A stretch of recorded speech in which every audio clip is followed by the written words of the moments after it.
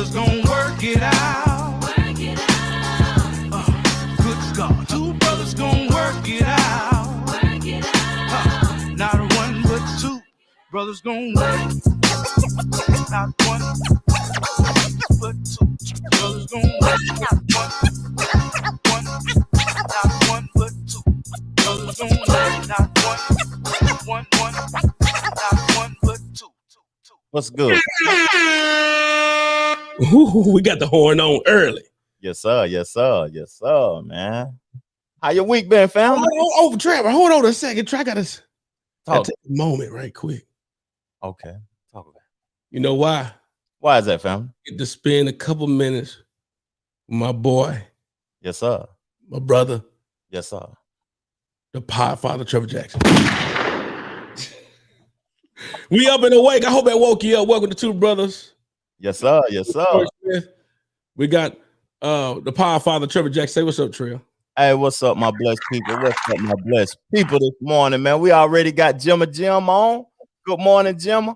We got Nino Black, the third brother, on the podcast this morning. What's good, family? Man, Nino is I don't even know. He don't even like that. Talk to us. No, he don't like it because he know I'm going with. I ain't gonna do that. But I know you seen the I know you seen, and I know Nino definitely done seen the movie. Yeah, Messiah. Yeah, the Judas and the Black Messiah. That was a good. That was a real good film. Strong stuff right there, man. And but like you said, how was your day, Trey? How was your day first? We got to start with you first, man. Oh man, I've been extremely blessed, man. I've been extremely blessed. You know, I done got to a point where I'm taking vacations when I want to. You know what I'm saying? I'm off work. I'm chilling, fam. I'm looking good. I just worked out. I got worked out before the pod, so we can. You know, dang, that's what guys. He doing it seriously, people. We got a super lineup today, Trevor. He lit. He ready to go. Oh, I'm big lit, man. Hey, whoever the Facebook user is in the comment section, what they got to do so we can know who they are, fam? They got to make sure they use allow StreamYard to allow them to let them use their face and comments. I'm not gonna do it to you, Nino. Okay. I'm not gonna do it. I ain't gonna do it to him. But it's all about, man. Nino would teach us a lot about what they say about leaders, black leaders. Does he not? Yeah. Nino the man. He done told us a lot about it. Yeah. He done told us a lot, man. Nino done spit plenty of game on the Two Brothers Podcast, family. He spit plenty of game. Letting us know how, what happened to the black leaders at times, Trail? They get killed by their own people. That's what happened to them all the time. My perception of it. I might be right, I might be wrong. Somebody correct me if they feel as if I'm wrong. Do y'all think that's the case? Yeah. In the comment section. But first of all, Troy, you didn't say how your week was, my brother. How was your week, fam? Man, my week it's a good one every week because you're learning more about yourself every day. Mm-hmm. But, with all this going on in my hometown of Knoxville, man, it's been heavy on me. Yeah. In regard, but you know what it did show me though, Trail? What it show you, fam? Nothing new under the sun. Yeah, ain't nothing new up under the sun. Ain't nothing new up under the sun at all. Yeah. Because man, there's nothing new under the sun, man. Seeing, the same thing that we're talking. We did a pop-up podcast. Y'all didn't know. Yeah. Pop-up podcast. Who's listening? Who's listening? That's what we asked. Who's listening? And I had a moment this week where I said, I finally get what Trev was talking about. Okay. You follow? I finally get what Trevor. Not the fact because Trevor's an introvert. Y'all know this. He one person I always talk about. We got 2 ears and you got 1 mouth. Blah blah. You need to listen more. Listen. So I've been really working. My wife been trying to get on me about that for years anyway. Yeah, that's a key thing to success in life. My opinion, fam. But your opinion is fact. So I said, let me try something different and hear exactly what Trevor was talking about. So we watched that video. If you haven't seen it, go back and look at it. We watched the video, the interview, and I was listening to the people in the crowd. I said, because at first it was getting annoying to me because this person talking, this person yelling, this person talking. But I said, let me listen. Okay. And I learned that people are literally telling you what they want you to know. But they're not. That's a fact. They're telling you what they want you to know. Yeah. And I said, wow, at that moment. No, we can see your comments. No, we see your comments. But we want to know who the person is. So when we shout out or say, like, for example, Suzette, my mother left a comment on when Nino said facts. So when Ebony says the other you know, when she left her comment, we want to be able to actually say so and so said. So if you allow StreamYard to actually use your comment, you know, see your face and all that, but go over to YouTube. It's much easier. Go to YouTube. YouTube, man. We'll see exactly who you is.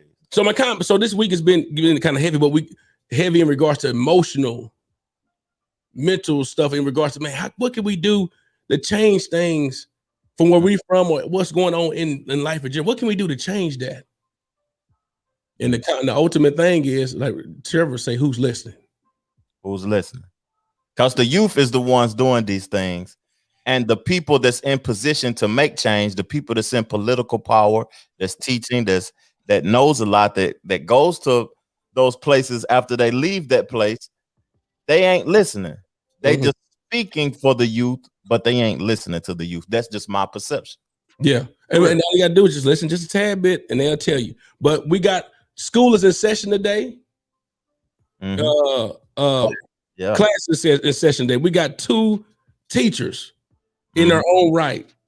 Yeah. We got David, who's a teacher in the financial industry.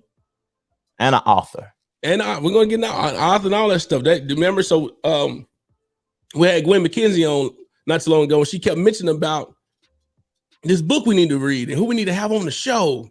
Yeah, the title sold me off top. Go ahead, tell us the title and look at that. Who taught you how to be broke? Who taught you how to be broke? Now, we can't. I was going to say what you've been saying all last night. Who taught you how to be broke? that is addictive. That word, though. It is addictive, right? But we on the education right now. Who taught you how to be broke? That book right there, that title in itself rang true in our mind. And we said we got to get her on. And then we got Reggie Jenkins. Yes, sir. We gotta save the babies, man. Got to save the babies. We got that's his no. That's what I remember a lot from him saying. We got to save the babies for one of his lives, though. So we're gonna bring them both on. We're gonna talk to both of them. We're gonna get their insight about what the business they're in, hear a little bit about their story, but then go ahead on to how they can make an impact to what's going on. So first, we're gonna bring in the confidant. She's confident, boy. Okay. Talk to him. David. We're gonna bring in the confident David. Before we do that, though, she's an investment representative. Okay. Right? She has her own company, the financial. She got her own company. Was it? I done missed it. Oh, Life Vision Solutions. Creator of the Vision Vault, and I got to make sure I say that right. But she's the creator of the Vision Vault. It's a whole thing about the financial strategy with that. Yeah. But one thing she's known about, though, is she's known for the fact that she's the anti-financial advisor. Anti-financial advisor. She got to explain that to me now. She's an anti-financial advisor. You know, she's been in the financial industry for almost 20 years, man. So let's go and bring in David, man. David Jones, who taught you how to be broke? Welcome, David. Thank you for having me. I appreciate you, gentlemen. Good morning. Look at her, ready to go. She excited.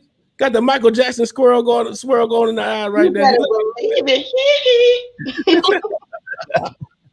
Talk about confidant. She's confident. Yes, sir. So the fact it's interesting.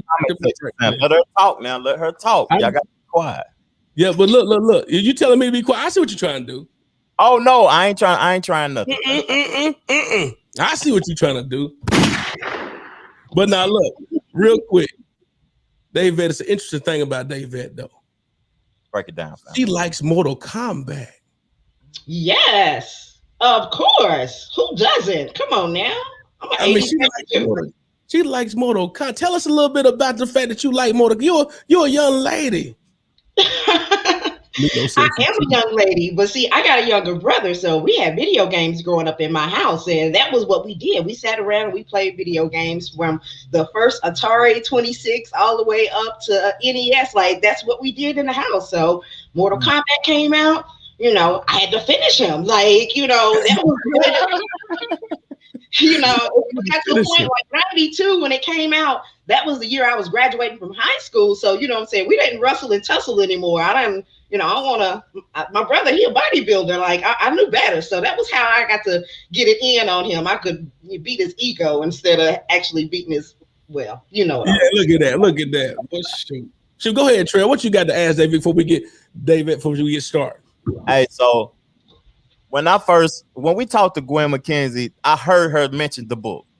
You know what I'm saying? I heard her mention the book, and the title was so like, it was powerful to me. It said, "Who taught you how to be broke?" Now, and when I heard that title, I said, I'm purchasing the book right when Gwen get off the podcast, and I went to Amazon and I purchased it. I done read the book twice, and twice. I read it today on the treadmill again, so I can have, you know what I mean, properly communicate with you. But first of all, I want to know what inspired you to write the book. My clients, they, sitting down with me, I'm a little different. So because I've been spending the last 18 years in this world, it was just so much. When I sat down with them, I was just spilling information. They said, it's too much. You need to write a book. You need to put it into a place where we can go back to it and use this as a roadmap to go forward. So I actually wrote the book about 3 years while I'm in my business, because I was really trying to take some of the key fundamental ideas of financial planning and put them in here in a plain and relatable way. The way that I tell the story about my mama with her iPad my mama with her iPad answering machine in the 80s, I think that's very relatable. We had a lot of stuff growing up, but every time you ask for some McDonald's money, it's like, oh, we ain't got no McDonald's money for that. Well, wait a minute now. So that's where I really wanted to take some of the stories that I've been seeing throughout the last 20 years and put them into a book and be able to help somebody else to be able to implement their financial plan in a more logical and special way.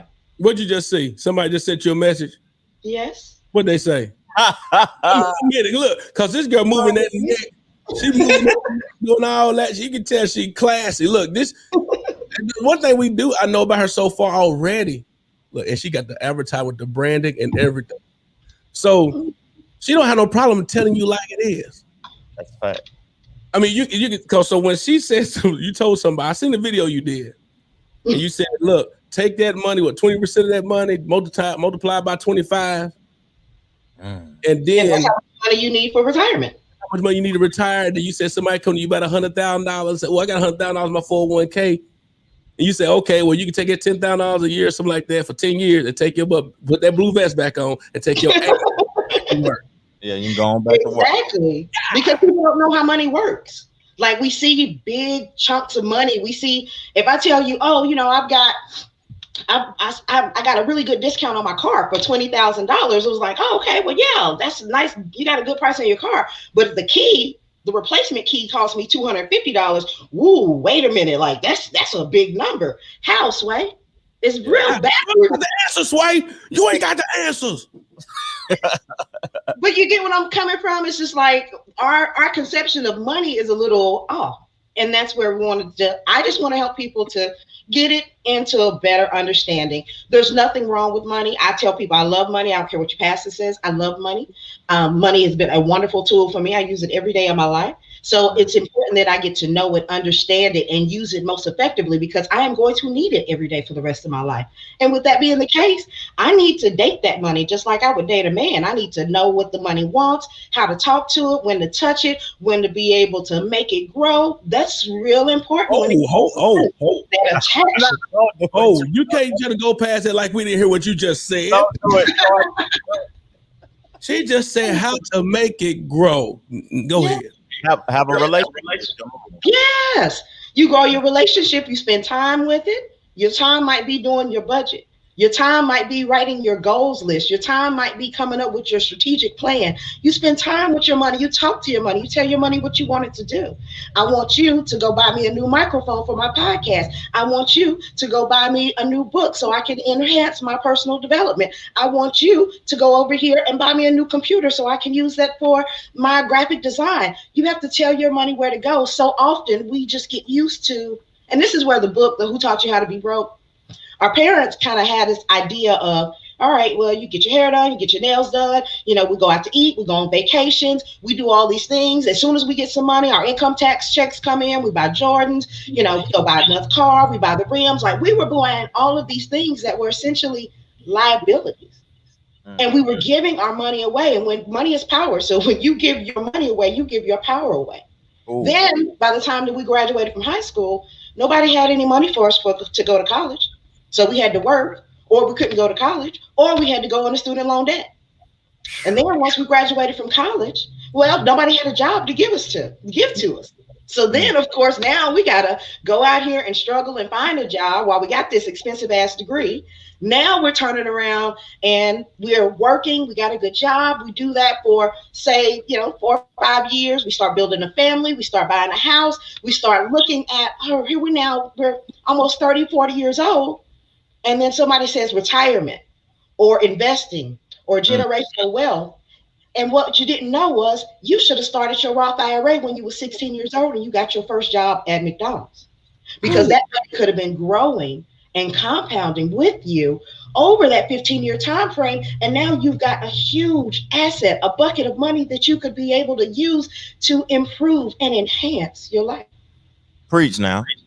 So apparently, people that's on this thing. Tommy never say good morning. Reggie talking about you love Nas. I love Nas too. Yes, I do. And apparently, you into the That's my favorite artist.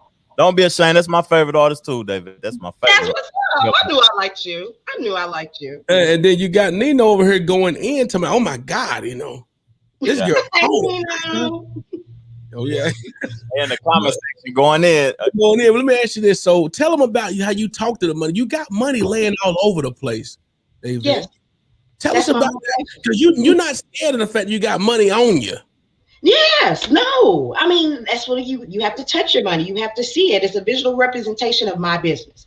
So just like anybody else would have a vision board and they would have Post-it notes or they would have motivation notes, I have $100 bills all over the place. I keep my money gun close at hand. I want to make sure that is there real money coming out? Mind your business. People know my address. Don't get me robbed. So But that's a part of it, is you keep the things that's in front of you that make the most sense or that's most important for you. So with me, I see the world through money. Every time we talk about Valentine's Day, I want to know how much money people spent for Valentine's Day versus how much they put into their Roth IRA accounts. When we think about the Super Bowl and all the commercials and the money spent, or even when the Super Bowl parties, people going out, buying foods, paying $50 to get into a venue, whatever the case may be, like all of those things translate back to money. And what I know to be true is that a lot of our net worths are not where they should be. And it's because of little things like that, where between Halloween and Valentine's Day, you buy a cat mask and candy and, makeup. And then you get Thanksgiving, you're going to buy outfits to stand around in the kitchen. And then Christmas, you're buying gifts for people you don't like, you don't know. Then you go around for New Year's, you're going to go to the club and stuff. Then you got the MLK weekend. So you're going to make that a 3-day weekend and go up to Gatlinburg, up to the mountains. Then you turn around and Valentine's Day, you drop another $500 just to tell the person that you know. Like, that's all money that's going out. What do you have to show for it? Nothing. That's crazy. So go ahead. Let me ask you something, fam. I was question with this one. I was reading something in the book too. You was talking about retirement, right? Mm-hmm. Now, like me, I think if a person is doing what they love, they'll never retire. Mm-hmm. Oh yeah, they'll never retire if they're doing what they love. So, what was your you were saying that you was real interested in retirement at an early age? Like, why was you so interested in retirement at an early age, though? Well, I was interested into it for a couple of reasons. One, when you got your first job, my first job was at the zoo, at Knoxville Zoo in East Knoxville. And I was one of the concession stand people. And I tell you, after my first shift, honey, I was ready to retire. Mm-hmm. I mean, you think about it, from the first time you go to work, you're like, oh, I am over this. How can I get rich so I can sit down and do what I want to do? And that's what's number two, is once you get a bucket of money that's saved up for your retirement goal, and retirement is a dollar amount. It's not an age. So that's when you can really live your best life. So I tell people I've been retired since I was 40.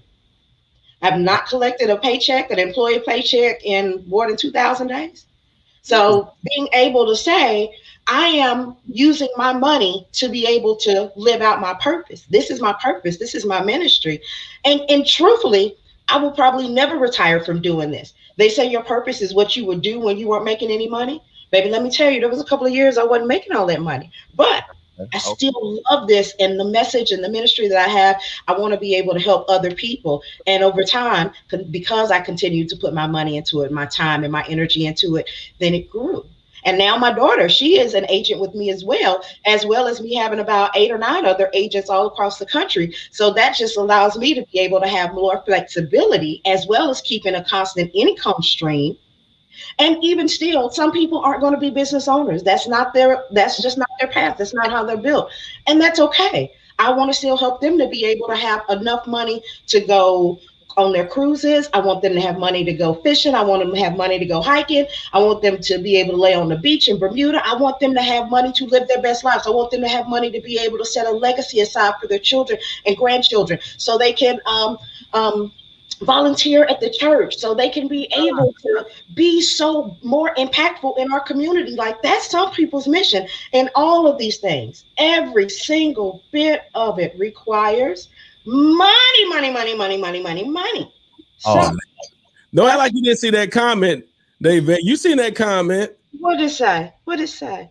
I didn't see it. It hurt to run for office for real.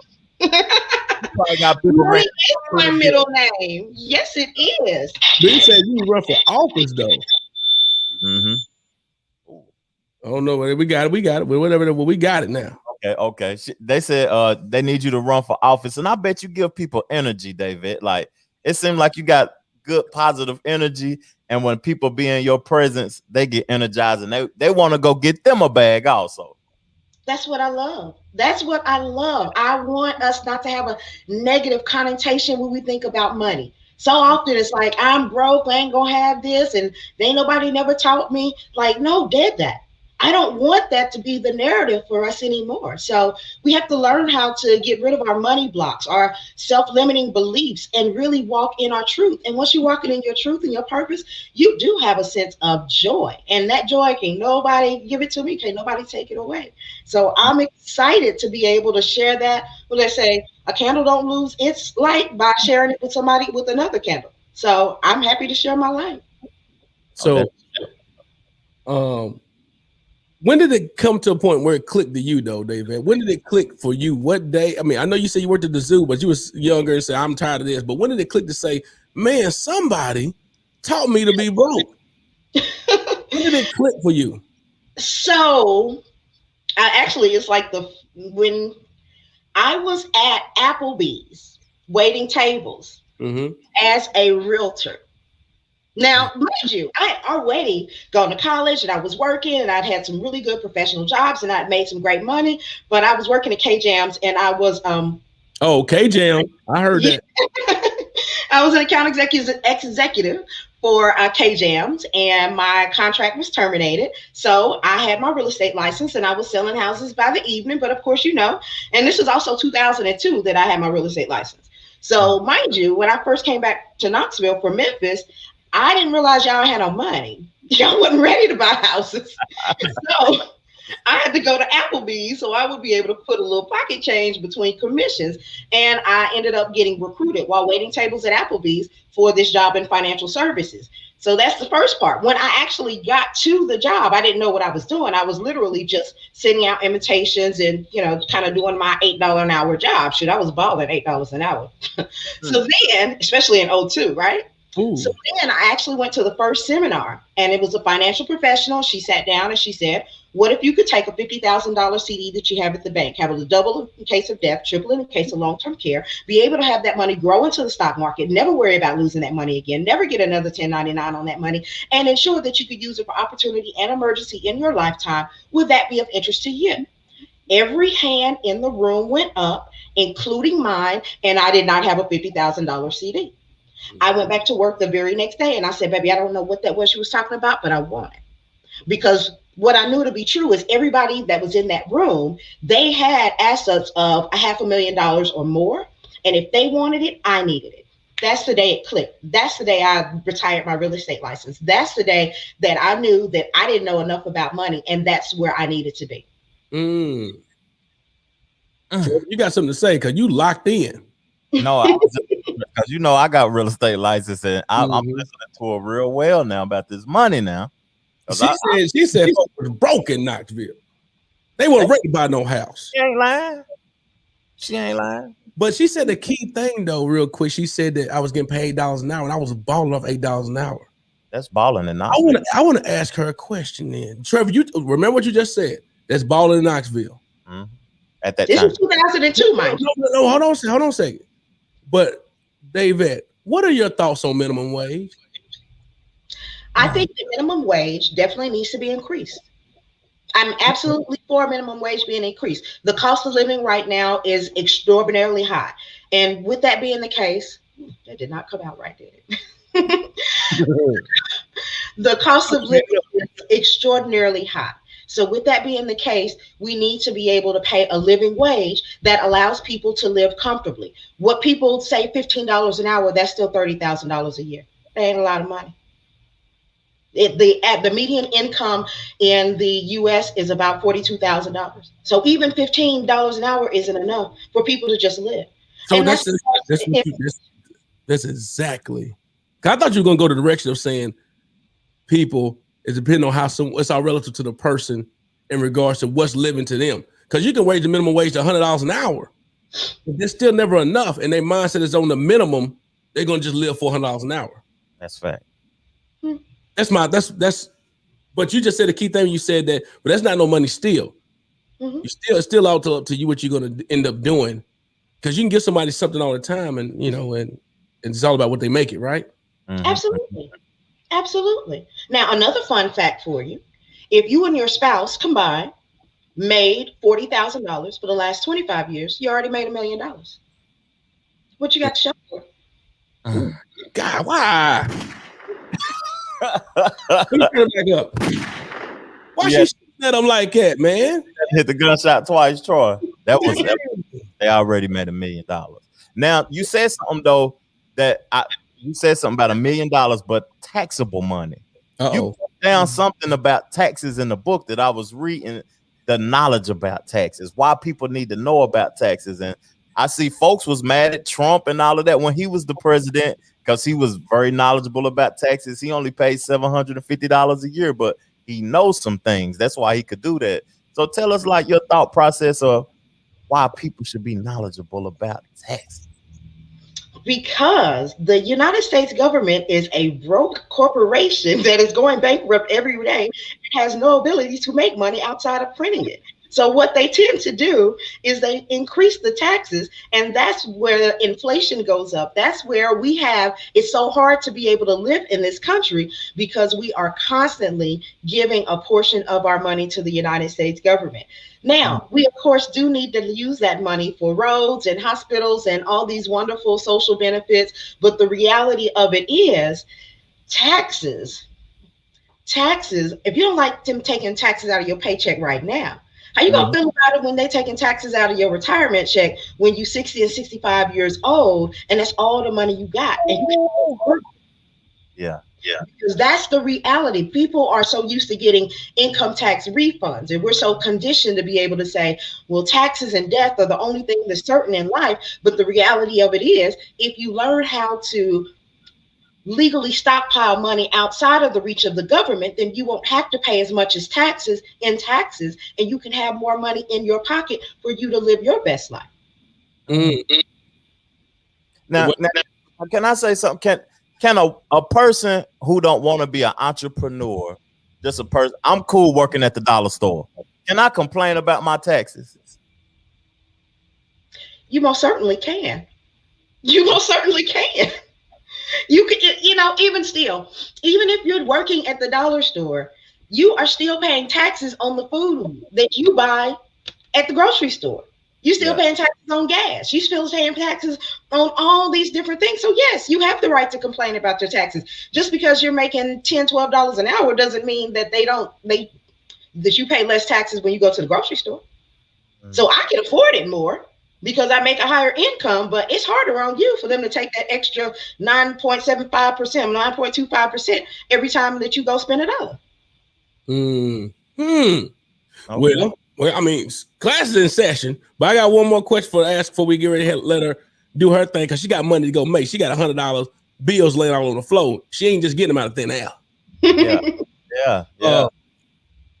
David, you mentioned something about the 7 accounts that every adult should own. Yes. Touch on that right quick, and then I want you to touch on the Vision Vault. And then, did you create the Vision Vault, or was that you just elaborated on it? Tell us about that too. Absolutely. So the 7 accounts that I believe people should have are your checking and savings account, because you definitely want to be able to have your money that you pay your bills with, and you also want to be able to have your money that you are using for opportunities and emergencies, right? So the next one that I have on there is your Roth IRA. I believe when you get your first job, you're supposed to have a Roth IRA. Don't argue with me about it. You're just supposed to do it. The third one is you're supposed to have your 401k, and that's when you go to your employer and they give you your free match money. And if you plan on being an employer for 3 to 5 years, then go ahead and get that money. That's the one thing that I'll say about the 401k money is that they take that money out of your paycheck before you get it. So that means you have that money that's growing and compounding because they make you do what? Pay yourself first. See, I believe we can pay ourselves first without our employers forcing us to do it. But the principle of it is because they pay you first, they pay your investment account before they pay you. That's the reason why most people have money in a 401k. But the thing about the 401k is taxable. So there's a proper place and time for that. And that's really for high income earners. And also I talk about it in the book. The 401k was never created to be a retirement vehicle. It was created to be a tax deferral vehicle. But I digress. The next, I believe that everybody needs to have is a $50,000 cash value permanent life insurance policy. I believe everybody needs to have that. Argue with your mama, not me. Number 5, you need to have a disability, a HSA, or a long-term care plan, because Superman fell off a horse. So you can have all these ideas in your mind of what you're going to do, but life has a strange way of happening to people every day. Yes. And you need to, number 6 is you need to have an annuity. You need to have something that's going to create a guaranteed income stream for the rest of your life. Anybody that you know that's retired successfully from the post office, from the military, from a teacher, from the NFL, they all have a pension plan. A pension plan is an annuity. So make sure you have something that is going to give you a guaranteed income stream for the rest of your life, besides the annuity that the government runs that's already going broke, which is called Social Security. That's fact. So you all actually kind of have an annuity already. Just make it work better. And number 7 is a brokerage account. Being able to have a place where you can grow some stocks, some mutual funds, some EFTs, where you can have some risk, more risk inside of your portfolio, and you can have a little more flexibility with that account. So each of these different accounts, they can be used in various aspects of your life. You just can't have money in one bucket and expect that to divvy out. You need a bucket that is going to be for protection. You need a bucket that's going to make you interest. See, I'm a huge proponent of using money that's making me interest instead of money that I have to pay interest on. And that's why I don't give a care about credit or debt. I know. I don't care nothing about your credit score, because credit is nothing but the illusion of saying that you're good with money. Now that was $1 million worth of game right there. $1 million worth of game. Vision Vault, David. Okay, so the Vision Vault. The Vision Vault was that $50,000 investment that I was telling you about, that I heard about in 2002. And over the years, I have been able to study it and work with different companies and figure out how to implement this in people's lives. Because what I found out was, when I went back to work the next day, and I told her, I said, I don't know what that is, but I want it, and I don't have $50,000 on a CD. We started mine at $50 a month. So being able to have that investment to be able to grow and compound, it also addresses 3 to 4 of the 7 different accounts if it's set up properly. I have now gotten with a lot of companies that will let you go in and pull the money out of your vault within a 30-day time frame if you are funding it properly. You can avoid taxes. You can use that money to pay for a kid's college education. You can use it for buying your business. You can use it for a first-time home purchase, or even a real estate portfolio that you want to be able to invest in. You can use it for legacy and generational wealth. It is the most phenomenal vehicle And I know I'm gonna say the sexiest word in the world is life insurance.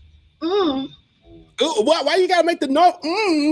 Let's look at this. That was the sexiest word in the world now. Everybody has that weird. It is. I mean, when you talk about life insurance, it's one of the oldest investments. It absolutely is always been able to do what it says it's going to do. It's guaranteed. You don't have to worry about it going up or down. When you put in a couple of $100, it pays out hundreds of thousands of dollars. Come on now. What is sexier than that? You can have it grow in the stock market. You have index policies that are still based on the S&P 500, just like your Vanguard Target 2050 fund. It's growing, but you don't lose money when the market goes down. You can use that money in your lifetime. Remember the Gerber commercials? Have you started saving for your kids' college education? Well, of course, we have the Gerber Grow Up plans. See, I sell grown-ass Gerber Grow Up plans. And that way, people are able to use that money for not only the college education, but every other vision that they have in their life. And with that being the case, you can take credit off the table. You can take taxes off the table. You can take penalties off the table. All the things that we have historically watched take our money from us, get that power back. I'm done. She said she sell grown up Gerber. No, she didn't say grown up. What she say, Trevor? Grown up Gerber. Grown up. No, what she say? Say it, David. Say it again. Say it again. I sell grown up. I sell grown ass Gerber Grow Up plans. Grown ass. Grown ass Gerber Grow Up plans. Hey, I can't say nothing else. I'm speaking. The girl was dropping bombs on him, man. She's shooting at him.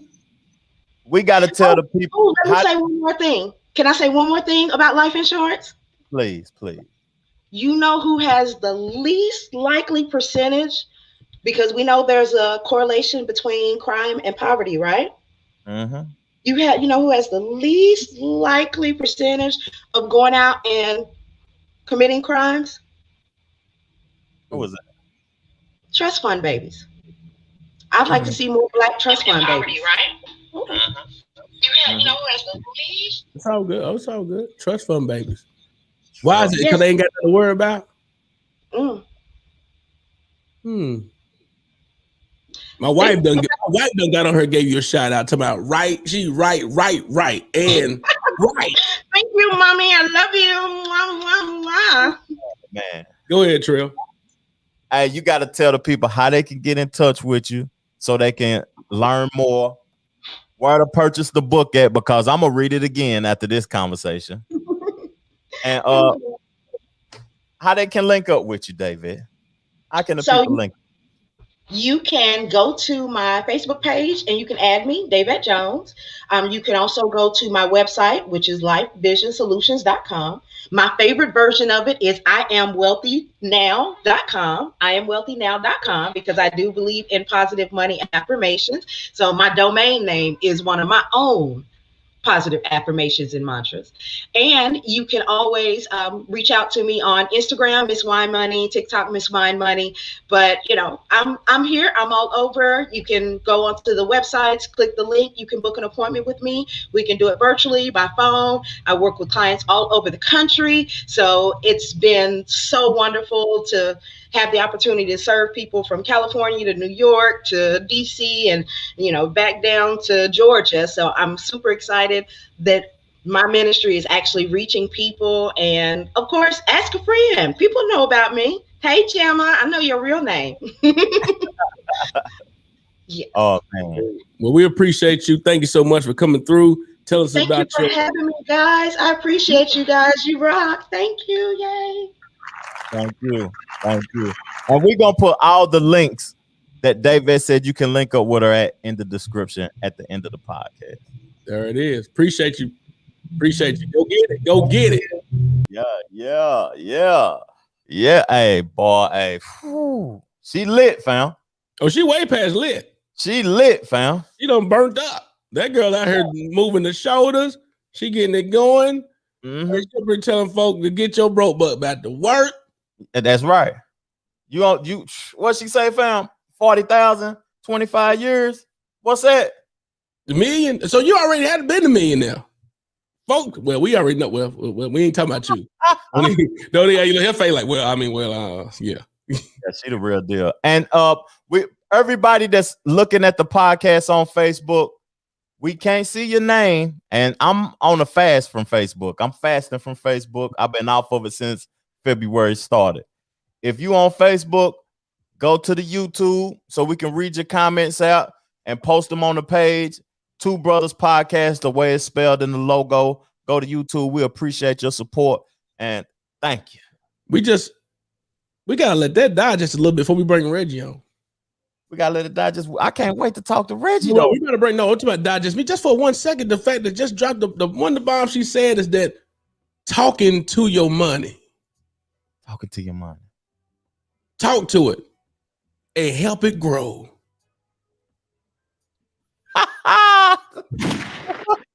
You're a fool, fam. All right, then let's go ahead and get ready to bring Reggie in. Let me look. So Reggie, the founder and executive director of Unique Academy in Knoxville, Tennessee. Now, yes, sir.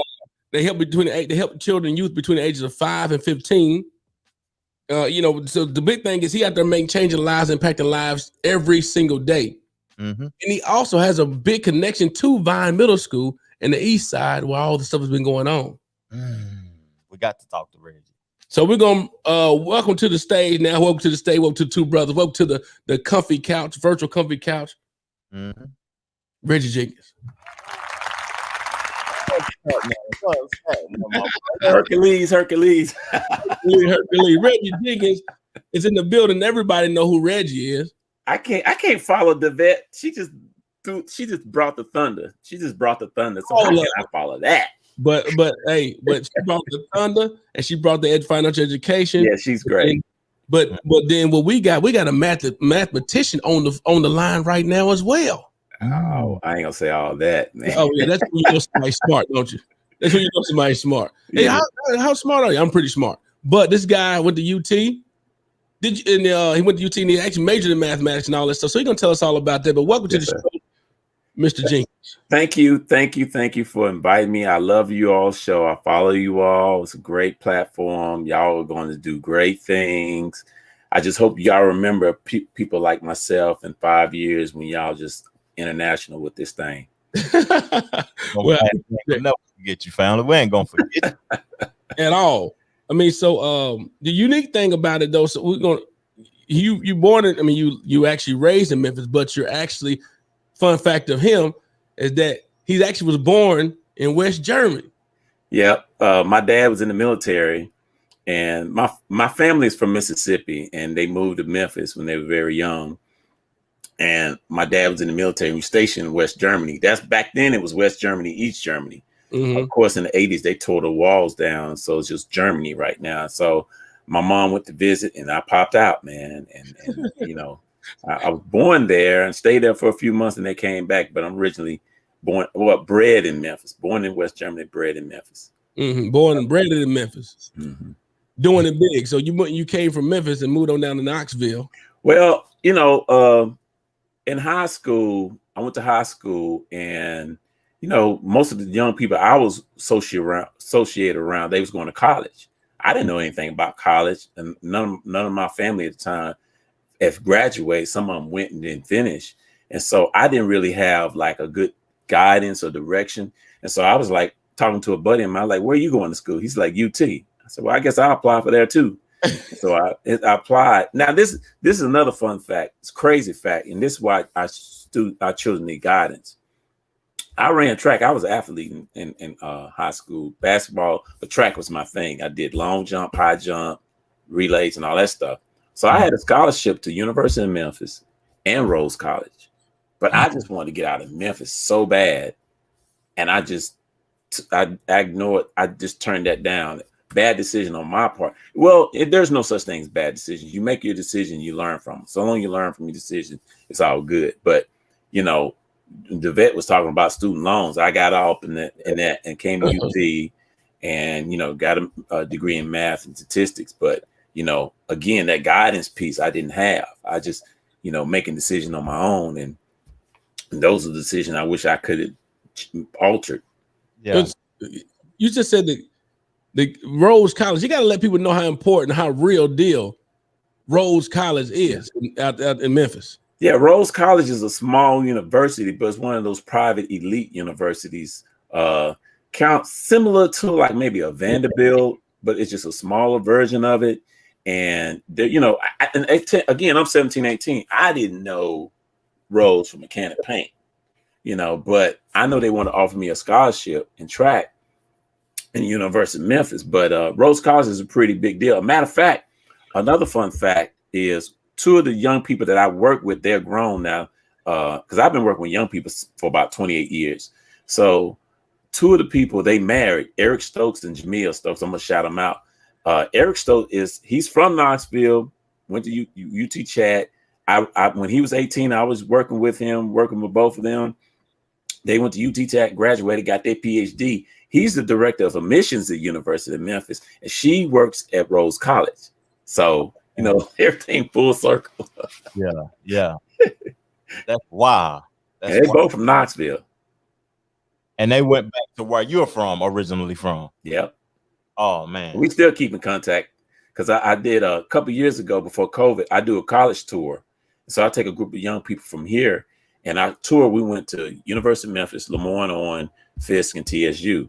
And so I connected with them when I was down there. So so it makes, like you mentioned, that a lot of times you actually wish you had someone guide you in some direction, but you had to make the decision for yourself. But apparently those decisions end up being the right thing. Yeah. What made you want to get an education? Was someone say, hey man, I'm gonna teach? You said, man, you know what? I'm gonna teach too. Yeah. I think a big factor in my education, being an educator, my father was a barber. He's a teacher and a barber. He got his license to teach and be a barber. So when I was growing up in junior high and high school, he was cutting hair. And it was cutting hair in North Memphis, part of Memphis. And subconsciously as a child, children follow what they see more so than what you say. Yeah. And so subconsciously, I'm seeing him in his relationship with these kids, these young males and stuff. And, I look back on it, he was teaching them. He was cutting their hair, but he was into history and he was teaching, he was educating. So, I'm in there sweeping. I go in there Saturday morning, sweep the floor, clean up, whatever, that kind of thing. But, on an environment, it was an educational environment. And so it just rubbed off on me in college. I was that type of dude in college, because I grew up in the era of, when hip hop was like Tribe Called Quest, PE, BDP, KRS-One, Eric B and Rakim, Different World. So all of that, and we in college, it was proud to be black, and all that stuff was just hitting us. And I started reading and discovering myself. And I just like working with people, particularly people younger than me. And so I always had that characteristic, but my father kind of helped. He was that model beforehand to help bring that out. Now, you mentioned the key thing about kids are actually basic products of their environment. Okay. Right. Yep. So and then if you don't give me any direction or tell them basically, telling them what they're going to do, like actually concentrate on those type of skills. Like my son, my son is like definitely into building stuff. Like I truly believe he's going to be an engineer in some facet. I mean, this guy takes some train tracks and build a whole interstate.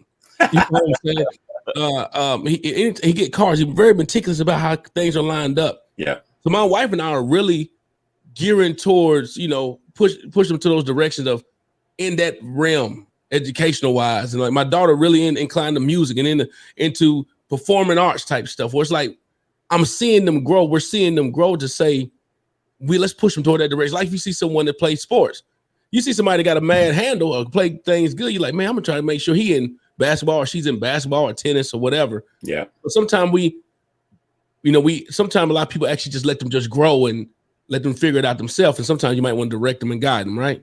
Yeah. I mean, you know what? You're so spot on, but I can see talent in a child like 4 or 5 years old, man. I've been around children so long. You can just leave a child in this space and just watch them interact or play or whatever. And they telling you who they are. Exactly. You know what I'm saying? My son is 5. My daughter's 4. So that's why I'm able to see and we let them do their thing, and then you can just say, go this way, go this direction, go and guide them. And that's the key in solving the problems that we're having in Knoxville. Okay. Is having those spaces and environments where a child can experience and grow and develop on their own, because we're all born with innate talents. You know what I'm saying? Like you mentioned sports. You know, I believe there's an imbalance in our community. You know, we always, you know, if you talk to the average 15, 16-year-olds, 3 things they're talking about: rapping, or football, basketball, or if they ain't out here on these streets. Yeah. You know what I'm saying? And so, you know, but that's because that's all the exposure. If it's, you know, they watch TV, they watch TikTok, they watch this. And if we don't create environments to where, you know, we can have a young STEM camp and have 4 or 5-year-olds playing with blocks and, you know, Legos, because they have like these places out west where they have a Lego store, and they bring like the private schools and the suburban white moms take their kids to these little Lego camps and stuff like that. But that's a junior engineer camp, and they start as early as 4 or 5 years old. Our children are exposed to that. Now, I'm not saying you can't play ball or do this and that. I'm just saying there's an overemphasis, because after 9th grade, you can tell whether this child's going to get a scholarship or not. Yeah, I'm not good. They might not be. What are the options? We got to provide more options. We'll let them play out, and then they become a senior and be like, man, I ain't got no options out here. So, and you know, at that age, 14, 15, it's all about money. Yeah. You know what I'm saying? Because mom is I'm hungry, mom is struggling, you know, the environment we're in. So I'm realizing I got to step up. How I'm going to step up? Yeah. That's the only way I know how. And so if we create environments where 3, 4, 5-year-olds not just sit in a daycare, but learn something and naturally develop, hone them talents and skills that you can see at a 4 or 5-year-old. I'm telling you, you can literally see these geniuses at 3, 4, 5 years old, man. We just ain't provided enough opportunities to let them grow and think out. And that means adults, we have to think outside of the box. We can't, you know, too many of us adults see the world a certain way, and then our children mimic it. We still view it as like some adults still view things as a child. They still only see those certain amount of options. They see limits and its limitations, so they can't show a child all the options that's available to them. And then the thing about, I'm in Knoxville, man, and there's a lot of opportunities here. Even, let's just say, going to Gatlinburg and just going to the Smoky Mountains, just kicking it. Well, how many black people are leaving Knoxville doing that? If they go in that direction, going to the shopping malls. And I'm not saying all people, but I'm just saying something as small as that. You know, East Knoxville has the Muse, and it's a STEM type thing right next to the zoo. You know, and ever since my child, I got a 7-year-old, ever since he was born, we was going there. But the majority of kids we see, because I homeschooled my child until I developed my own school, the only children I saw for the most part were white kids. I'm not saying black kids didn't go. I'm just saying the majority of the kids who was there, you know, in the majority of schools. So those are options. So Knoxville has little things in it that our children can, you know, get from. The libraries has a lot of options. They do little, like when I was talking about the Lego blocks, they do, prior to COVID, they was doing all these things. But we have to get outside of ourselves and take advantage of whatever little resources we have as a people. You know what I mean? Yeah. So I mean, you saying some key things about really basically someone's making a decision for themselves. One thing that's been hard when you have a child having a child, it's gonna be tough. And I had to back up myself because my mom had when she was 16. Yeah. But you had to end up learning, you had to make decisions quicker. Yeah. And sometimes we don't have the luxury, the background that Trevor and I'm from, and even though you're more of you got the background where it's like you say, you have running water at your granny house. Yeah. You know, so you had to go through some things as well. Sometimes we don't actually have the space to even do those things. Let me say this one thing, Troy. Black people are communal people. If you look at our history from Africa and even in most of America, no accomplishments was made on like an island. It was a communal thing. 16-year-olds been having babies since. Yeah, you know even in Africa, they've been having babies. The problem now is we don't have that grandmama, that granddaddy, that village. So when that 16-year-old is having, we offset the things. We, help her out.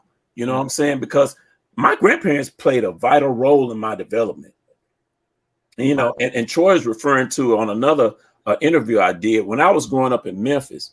From the time I was a little boy, my parents, both my mom and dad, have known each other all their lives because they grew up in a small town called Duncan.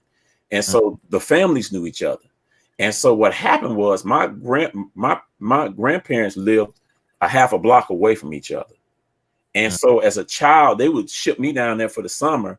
And my grandparents, they had me both summers. So I could walk from one granny's house to the next granny's house. One granny had running water and a toilet. The other granny had an outhouse and a big steel tub.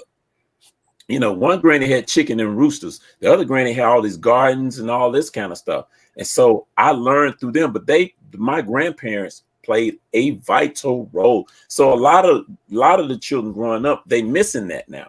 They missing that mature seasoned big mama. I'm not talking about, you know, 35, 40-year-old big mama who still want to kick it like the 20-year-old child. Yeah. I'm talking about somebody seasoned, been there, done that, tell you to sit down and mean it, you know what I'm saying? And will tell you up if you didn't do it. Just brought that stillness to that child, brought that wisdom to that child. A lot of these children are not getting that nurturing. Yeah. You know what I'm saying? So I'm not tripping off young parents because I'm gonna be honest with you, man. I know 40 and 50-year-olds trying to act like they 20 and 30-year-olds. Yeah. They got kids and the kids are raising themselves. And now I'm not talking about just the hood. I'm talking about South, you know, so because people, when they think of violence and crime and they think of what's going on, that's the poor black people. No, man, we all going through, you know, sugar, honey, iced tea. Some of us got enough, little bit more crumbs to cover it up, so it's not being exposed. What's crazy about you saying that? I'm sorry to stop you, sir, but what's crazy about you saying the crime and violence? It ain't just only happening in the inner city. Yeah. So, why is it being promoted so much in the inner city? It's not being promoted down there in Turkey Creek, and them folks committing just as much crime. Well, see, there's different types of crime. Okay. Like, you know, when you see poverty, extreme poverty, you're gonna see more outwardly things going out in the streets. When you got suburbs and those are different types of crime. You're talking about domestic. You know, they pushing weight out there. You know what I'm saying? They can get on the horn and shut that down before the news get to it. You know what I mean? So, because I remember somebody told me years ago, back in the day, I think somebody was working for the police force. It was like, man, it's more weed out in Powell than it is out East Knoxville. Now, this was years ago. You know, I got people who, you know, I try to keep myself connected with people. You know what I'm saying? So I want to keep my ear to what's going on. And, you know, if something going down, I can call 2 or 3 people and say, okay, what's the backstory? You know what I mean? And they'll feed me the backstory or whatever. So that folk got that person on. They got them people all the time. One thing folk be finding out what be going on. Yeah. May not be in the street, it may not be in the news, but they know what's going on. But another aspect of it is anytime a group wants to gentrify totally in the area, crime is going. You like in the 90s, if you looked at LA in the 90s, you know, Watts and all that stuff, they had all this crime going on. Chicago, Southside Chicago years ago, and soon thereafter, the whole area changed. You know what I'm saying? And so in America, this is the real deal. America is a violent country. It was born in theft, blood, and murder. It was born that way, and it makes money and maintains that. It's just now our children are the victims of those intergenerationals, that societal thing, you know. And it just so happens also black people, black children are born in poverty, they're born in despair, they're born in hopelessness. You know what I'm saying? Disproportionately, if you go anywhere, man, Chicago, I'm from Memphis, you know, same deal, you know. And it's just that poverty, that despair, you know, that came from urban removal 40, 50 years ago. So a lot of this stuff is structural and systemic. You know, they want to just point the finger and just lock these babies up. But again, you know, you can lock a 17-year-old, you can lock a 15-year-old up. I'm not saying that if a person doesn't commit a crime, he or she shouldn't be punished for it. But what I am saying is you lock that 17-year-old, I guarantee you, I know 10, 8, 7, 8, 9-year-olds who follow suit. So the problem ain't going away. Yeah. You know, because you're not bringing preventive measures to stop what's going on out here. Because I've been in Knoxville 30 years. Y'all from Knoxville. Back in the 90s, it was popping. You know, the early 2000s, it was popping. And then you got Xavier Dobson, that era. That stuff happened. And now we're back here. And they do the same. It's insanity because kids get killed, people are upset, and people should be upset. The government, cities, officials, press conference, town hall meetings, 2-3 weeks later, going to the next thing. Yeah. Go ahead, hit it with it, Trevor. You know, going to the next thing. And so, like, people ask me, be like, I'm not, like, I have a guy's reporter. He calls me every time something happens. And he wants me to just like, no, I'm not doing this. For what? I want preventive measures. I want something that's going to stick. I don't want to just get on and trip on my ego and put me on. I don't want to be on the news. I don't want to talk. Some people like that kind of intention. I don't. I want the children to grow up in a healthy, safe environment. I want these parents to be helped. We need trauma centers. Every school should have a trauma center. Every school should have a counseling outside of guidance counseling. You know, our parents need parental classes. I mean, I'm a parent. I'm seasoned. I still gotta learn stuff on the fly. Y'all parents, you know, you don't know everything, and it'd be cool if you had some elders to guide you through that process. You know what I'm saying? Somebody to listen to you and guide you. There should be women's group doing that. There should be men's groups doing that. There should be couples groups doing that. Like when my wife and I first got married, we had this couples. I'm not a big religious person, but I would go to like these marriage counseling or these marriage groups. Once a month, we would get together, and there'd be people who have been married for a while, and we learn from them, and we could share our experiences. I could tell the fellas stuff, and they can identify with what I'm going through in marriage. You know, but we don't have a lot of that no more. You know, people need support. These children need that. You know what I'm saying? They need a lot. Like we was talking about earlier. Who's listening to the children? Don't just wait till somebody die and be like, okay, give the children a forum. No, when you see a child, how are you doing? Yeah. What's going on? You know, Troy, you got 2 kids. You know, we're gonna have dinner, and y'all tell me what's up. You know what I'm saying? And do that when they teenagers, because see, this is what happens with a lot of times as our children get older, we give them more space, but we don't pay as much attention to them. No, when you're 14, 15, 16, that's when you got to be like on it. Yeah. You know what I'm saying? You need to know who their friends are. You need to invite their friends over to dinner. You know, you need to tell your son and daughter friends, or your kids' friends, this is my expectation for my son and daughter. So for you to hang out with them, you know, this is what and so if you get into something, I'm gonna get on you and them. Yeah.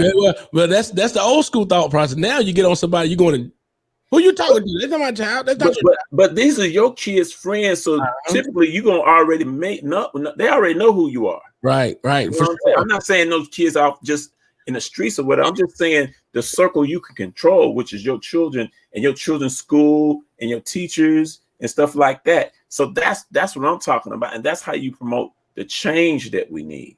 And the children have to like, I have a school. My kids tell me I make it open to them so they can check me, because I don't know everything. You know what I'm saying? And I tell them, I said, man, if I'd offended you or disrespect you, you know, pull me in the hallway or give me a lunch and say, Mr. Reggie, I didn't like such and such. Or tell your parent and we can have a conversation. And then I'll tell the parent and I'll tell him, you know what, I apologize. That wasn't my intent, you know. And for the most part, children like that. They're like, you know what, he was respecting me. I'm a human being. I can voice my opinion. Unlike school, you say something to a teacher. You can't debate with a teacher in school. Hey, you know what's? I'm gonna tell y'all something crazy that I learned from my nephew recently. That y'all saying, because I don't have children, right? So I told my nephew, like, I'm 40 years old. I told him that I don't know everything, nephew. I can learn from a 3-year-old. When I told him that, his whole perspective changed. He can tell me anything now. He talked to me about anything. He wide open. And kids think that the grown-up know everything because we give them that perception that we know everything. And we don't know nothing, just as like they don't know nothing. So if we tell them They will tell us anything if we tell them that I don't know everything. What you got going on? Because we can learn from anybody, man. Anybody can learn from anybody. You just got to be open to it. My process. And I'll tell you another thing. Children love discipline.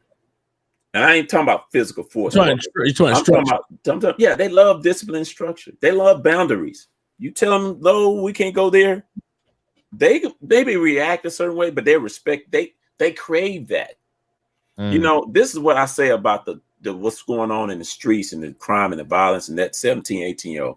People look at children or people who commit crime as monsters or thugs and all that stuff. I looked at them as traumatized victims because that 17 or 15-year-old who pulled a trigger, if I go back to him when he's 5, 6-year-olds, I'm going to see abuse. I'm going to see trauma, neglect, abandonment, you know, all that stuff. So by the time he gets 16, 17, that's a hopeless. I don't give up. So if I don't care about me and nobody instilled self-esteem and self-love in me, why would I care about the next man or the next person? You know what I'm saying? And I'm not saying that you can't be held accountable, but I don't want to just look at our children and just because they make a mistake, and that's a huge mistake by killing somebody, you just throw them away. And it's not like that, man.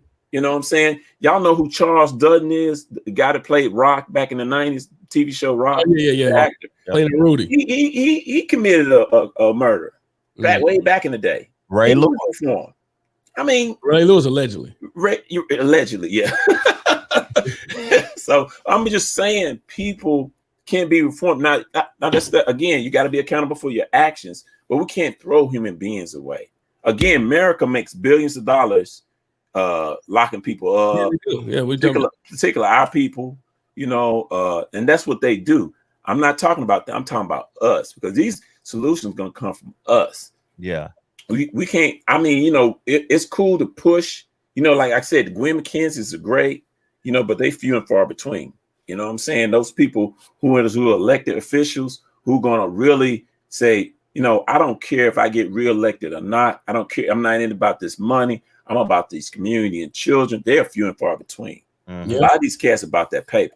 They're about their paper. I don't know what paper they trying to go for. They don't get. Well, you know what? I mean, y'all both from Knoxville, man. When you make a little crumbs, you think you balling in the city because it's so impoverished. Yeah. You know what I'm saying? So anybody get a little bit more than the next man, they got this attitude of they doing better. And they really not because it can be snatched away. Got it. You know what I'm saying? So that's what I'm talking about. I mean, they've done a really good job, the power structure here, of lulling us to think we just small. We can't obtain power. We can't go after it. Our children don't dream big because we don't dream big. Yeah. So that's the key thing. So because I want to touch on real brief before we let you go. I know you've been, but when it comes down to what exactly does unique stand for? And then also because you're talking about doing something that people that's in that like, you know, that they're past that. They want, like you said, they want some money. They want, you know, and it's in education and being educated is not even fun anymore. So like, how did you take a concept that was kind of boring to the normal where we come from, that's the culture, to making it where it's important? And what about education? Yeah, education. Yeah, what unique? Man, see, the thing of it is, it's like children tell me, and I'm gonna get back to the unique, what it stands for in a minute. I don't like to read. Yeah, that's a lie. You're on TikTok, you're on Instagram, you're on Facebook. You got to read to get on these things. You got to click on the mouse. You got to do something. It's the material you're reading. Or the person that's teaching you that it's boring. I don't like math. That's a lie. You like money. You like playing video games. Video games is physics and all this other stuff. That's all higher forms of math. You'll sit there and play for 8 hours a video game and go to different levels. You love math. It's just you got to connect the dots. You know, if you talk to, like, 1 year, years ago, I would teach a math class they had this GED when Knoxville College was open. They had this GED class for people who first-time offenders who got locked up for drugs, and part of their probation, they had to get this GED. So I taught a math class. The first thing I did, I said, okay, most of y'all in here for a drug offense, selling or whatever, right? Now, I'm not a police. I'm just letting you know. I'm not trying to set you up. Okay. I want you to tell me step A, B, C, D, the drug game. Okay. You know, right? Cocaine. Okay. How do you slice it up? What do you slice it? How do you cook it? Boom, boom, boom. What are the products you need? This is how you sell it. The first and the 15, all that stuff. I said, that's a chemist right there. That's an accountant. You better than most accountants because you keep the numbers in your head. You ain't got no paper. That's, a chemist. This is economy. You have people who are economists. You can go in the stock market and predict this, that, and the other. All you need is that education on the other side. If you combine your street smarts with education that they have to offer out here, and you can get that on your own, you will out Bill Gates. Bill Gates, you will run, the guy around Jeff Bezos ain't got nothing on these cats on the streets. Yeah. He ain't got nothing. He just got connections. He got a little bit more knowledge than the next person. He got some inside. But these kids on these streets, oh no, y'all geniuses. You geniuses. You know what I'm saying? We gotta have opportunity and resources to take what teach you. You got to learn how to read. Mm-hmm. You can't let no next man. That's why I like athletes. 70% of NFL players are broke within 3 years because they depended on somebody else to count their money and read their contracts instead of them taking the time to learn how to do that for themselves. You get an agent 20% and he got 30 clients. He getting paid. He can do that to you. Oh, your body breaks down in football real quick. Yeah. You know what I'm saying? So we got to start teaching our babies. Look, you can do it. Joshua Dobbs used to play for UT football. He got a aerospace engineer degree. He's playing in the NFL and he got a job at NASA on the off season, and he can play the piano. He's a classical pianist. Kevin Johnson, the Megatron. Yeah, Detroit. Yeah. So they gonna never be broke. That 20% you paying that agent could be a whole nother business. Yes. When you off the field. Yes, but see, if we educated Calvin Johnsons and the Joshua Dobbs at 4, 5, 6 years old, the concept of business, the concept of other things while they playing, if that was incorporated in their lesson plan, oh man, those kids will be out in these streets recruiting their friends, saying, look, I got this business.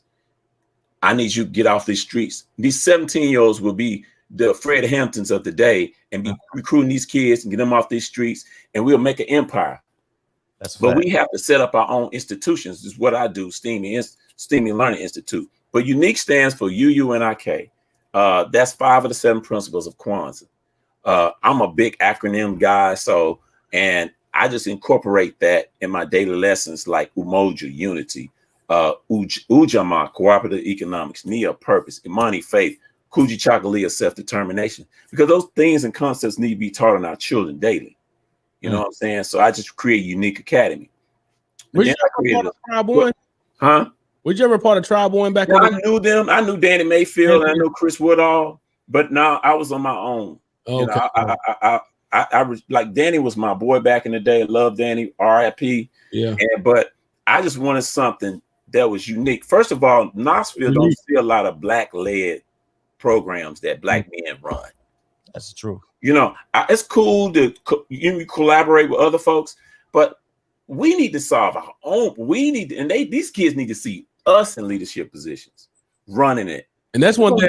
It's like we just have this mindset. We got to have other folks they don't have me in the country club at Cherokee when they striking these deals, $1 million deals. Now, when they start doing that, then, but I want to be that representation where Black men can do it on our own with our community. You know what I'm saying? That's not to say I got white people support me financially, but I run this. I don't want you all up trying to make this and something else. My mission is to say, our children, even though like I have an ACT prep, my ACT prep is open to all children. I have white, Black, Hispanic in my ACT prep, but my STEAMY summer, my calling on males, all my other stuff, those are directed to my babies because they are the ones the most in need. Well, look, you just said a key thing. I bet your ACT prep though probably is full of more others than Blacks though, is it not? No. Really? You see my commercial? I seen that. Was that intentionally that you done that? Was that the STEAMY or was that your actual ACT prep? Because say it again. I'm sorry. STEAMY, was that for the STEM program you have, or was that for actual ACT prep? Was that commercial I did see? Which one was that? Was it like intentional? The commercial was for the ACT prep. All right. But no, look, I started ACT prep in 2015 because before then, I thought the schools took care of all of that. I just assumed that schools, you know, black kids were getting all this stuff in the schools. And so another guy who has his own program here, and he was like, man, I need some help running this ACT prep. Well, it was another teacher, as a teacher at Vine that we connected with too. And so I would help him with his program. And then I end up running it. And, you know, the guy wasn't there half the time. So I said, if I'm going to put all this energy and effort to it, I'm going to do it myself. And so I just kind of shifted that to ACT because I swear I thought the schools would take care of it. And then it was like, no. And then like I do it twice a year. I have at least 20 to 30 kids in the class, each class. And they're mostly black. Most of them are black kids. I haven't really caught on in the white community yet, but most of the black schools, I get it out to all the schools. I got to connect in the school system. She helps me get it out to link to all the schools. I put it out there because I think, and I try to recruit them like 7th, 8th, 9th grade, 10th grade. I don't do no seniors. And I take a few 11th graders because I believe like college, you shouldn't be preparing your kids to college in 11th, 12th. You should be doing that in 6th, 7th, 8th grade. And they shouldn't be taking no nothing. They should take the actual test. It's like you don't take a preliminary. You don't go to the preliminary football game. You practice and then you play. Yeah. So why are you in this? They making money off this ACT. No, if you can, you know what a noun, pronoun, all this stuff is. You know, the only part that my 7th, 8th graders ain't got was the math because it's a higher form of math. But they can do the English, they can do the reading, they can do the science part. I just give them strategies, and they can master it. And this exposure, if I expose these children early, they'll master it. My elementary boys, my son, the kids I work with, they said 5, 6, 7 years old. I'm teaching them ACT words. My son know at least 100 of them. Right. Rattled off like that. Because these kids can be, your 4 or 5 year, I put that in his face. Right. And they would know that all day long because they thirsting for that knowledge. You feed babies at that age. They want knowledge at 3, 4, 5. They asking you a million questions. Where you going? What you doing? Why you do it that way? You know, you just feed them. And like how you teaching them that and feeding them repetition. That's how like when kids buy video games and they get garbage at the video game, but they keep playing it over and over. That's right. The key is repetition, intensity, and frequency. You do something repetitive, you be intent about it, and do it frequent, it's gonna stick like glue. And this is the reason why, before we let you go, this is the reason why I mentioned that because about the probably been in their class of others. Yeah. Because they are actually introducing their kids things very, very early. Like DeAndre just mentioned, my goddaughter. That's my goddaughter, Delaney. Oh my, that's my girl. Yeah, but so Delaney, but Delaney and Dre and his son volunteers. His son volunteered for my summer program. So that's my people, the Jacksons family. Right. So that's my family as well. I mean, that's a whole nother story. That whole thing. Dre was like that guy, like you were to them kids that grew up and married. When Dre was like that for me. So it's like it for me. So the thing is that, but their parents are telling them about stuff early and telling them about stuff often. So when they get there and get ready, they're already ready to go. Yeah. My kids are getting exposed to things early and often. So when I was in college, I went to this pastor's house and sat down with him, had dinner with him and his family and all that. This white couple. And they were talking, these kids were like 7 years old, 10, and they're already talking about college then. And they talking about all this stuff early, like a man, and they exposed to it already. So but I was a freaking 19, 20. Yeah. And I'm hearing about conversation they having when I'm 19 and 20. I ain't have those, not that my mother couldn't. She wasn't privy to a lot of those things because she was getting exposed to things and trying to raise us up at the same time. Yeah. So that's the reason why a lot of times I mention that, because a lot of times we don't have the exposure to that. So it's good to see that you're doing that with Unique. It's good to see that you're doing with your STEMI program and a call of, you said, what's the program with the men and the girls? Calling all males and ACT prep. And I also do a college career fair at Vine Middle School. I'm really tied into Vine. That's I'm like a community partner at Vine. Outside of COVID, I'll be there all the time. I know the staff, know the kids. And I started that in 2009, because typically college fairs, they go to high schools. Yeah. Like, that's too late. I said, let's go younger. And now other groups go to elementary schools based off what I did at Vine. So we get the whole school, but I'll bring people, black engineers, black dentists. See, Knoxville got all this stuff, but the children and the black people don't know about it. You know, black faculty members, It's not highlighted. No, so we got to expose our children to what is here, you know. And so if I can expose a black dentist or a black, I think she's still a fire captain. It's a black woman's a fire captain in this town, you know, showing these girls and these boys, hey, look, this is the possibility. And also I bring KUB utility company, because they make good money out there. You know what I'm saying? We're talking about a minimum wage and stuff. You know, that's really good. Those professions, you should be looking at plumbers. You know, you should be looking at being an electrician, a carpenter, trade, you know, a computer programmer. Man, you can make money. You can do that. You can be coding. I got a high school. I do a coding class too online. And I got this kid out of Atlanta. He's a high school senior. Teach children how to code, make their own apps, make their own games. You know what I'm saying? All the stuff that, you know, should be in school. That's what I want to do. You know, my elementary school, I got a partner of mine went to UT. He's a pianist, jazz pianist. He teaches piano. I got a Spanish teacher. I got a retired engineer. He teaches STEM. You know, so those are the things we got to do for ourselves. We got to stop waiting on and begging. I'm not saying not push that button on because we paying tax dollars, so a portion of it should come back to us. But in the meanwhile, let's build our own. Yeah. But tell us right now, people saying they surprised they ain't heard about you before, they don't know about you, and those people are all on the west side of town. Oh, cool. Know about you. Tell them how they can get in touch with you. First, I'm gonna give you my number: 865-384-4475. Let me say it again: 865-384-4475. You can go to my website, uunikacademy.org. uunikacademy.org.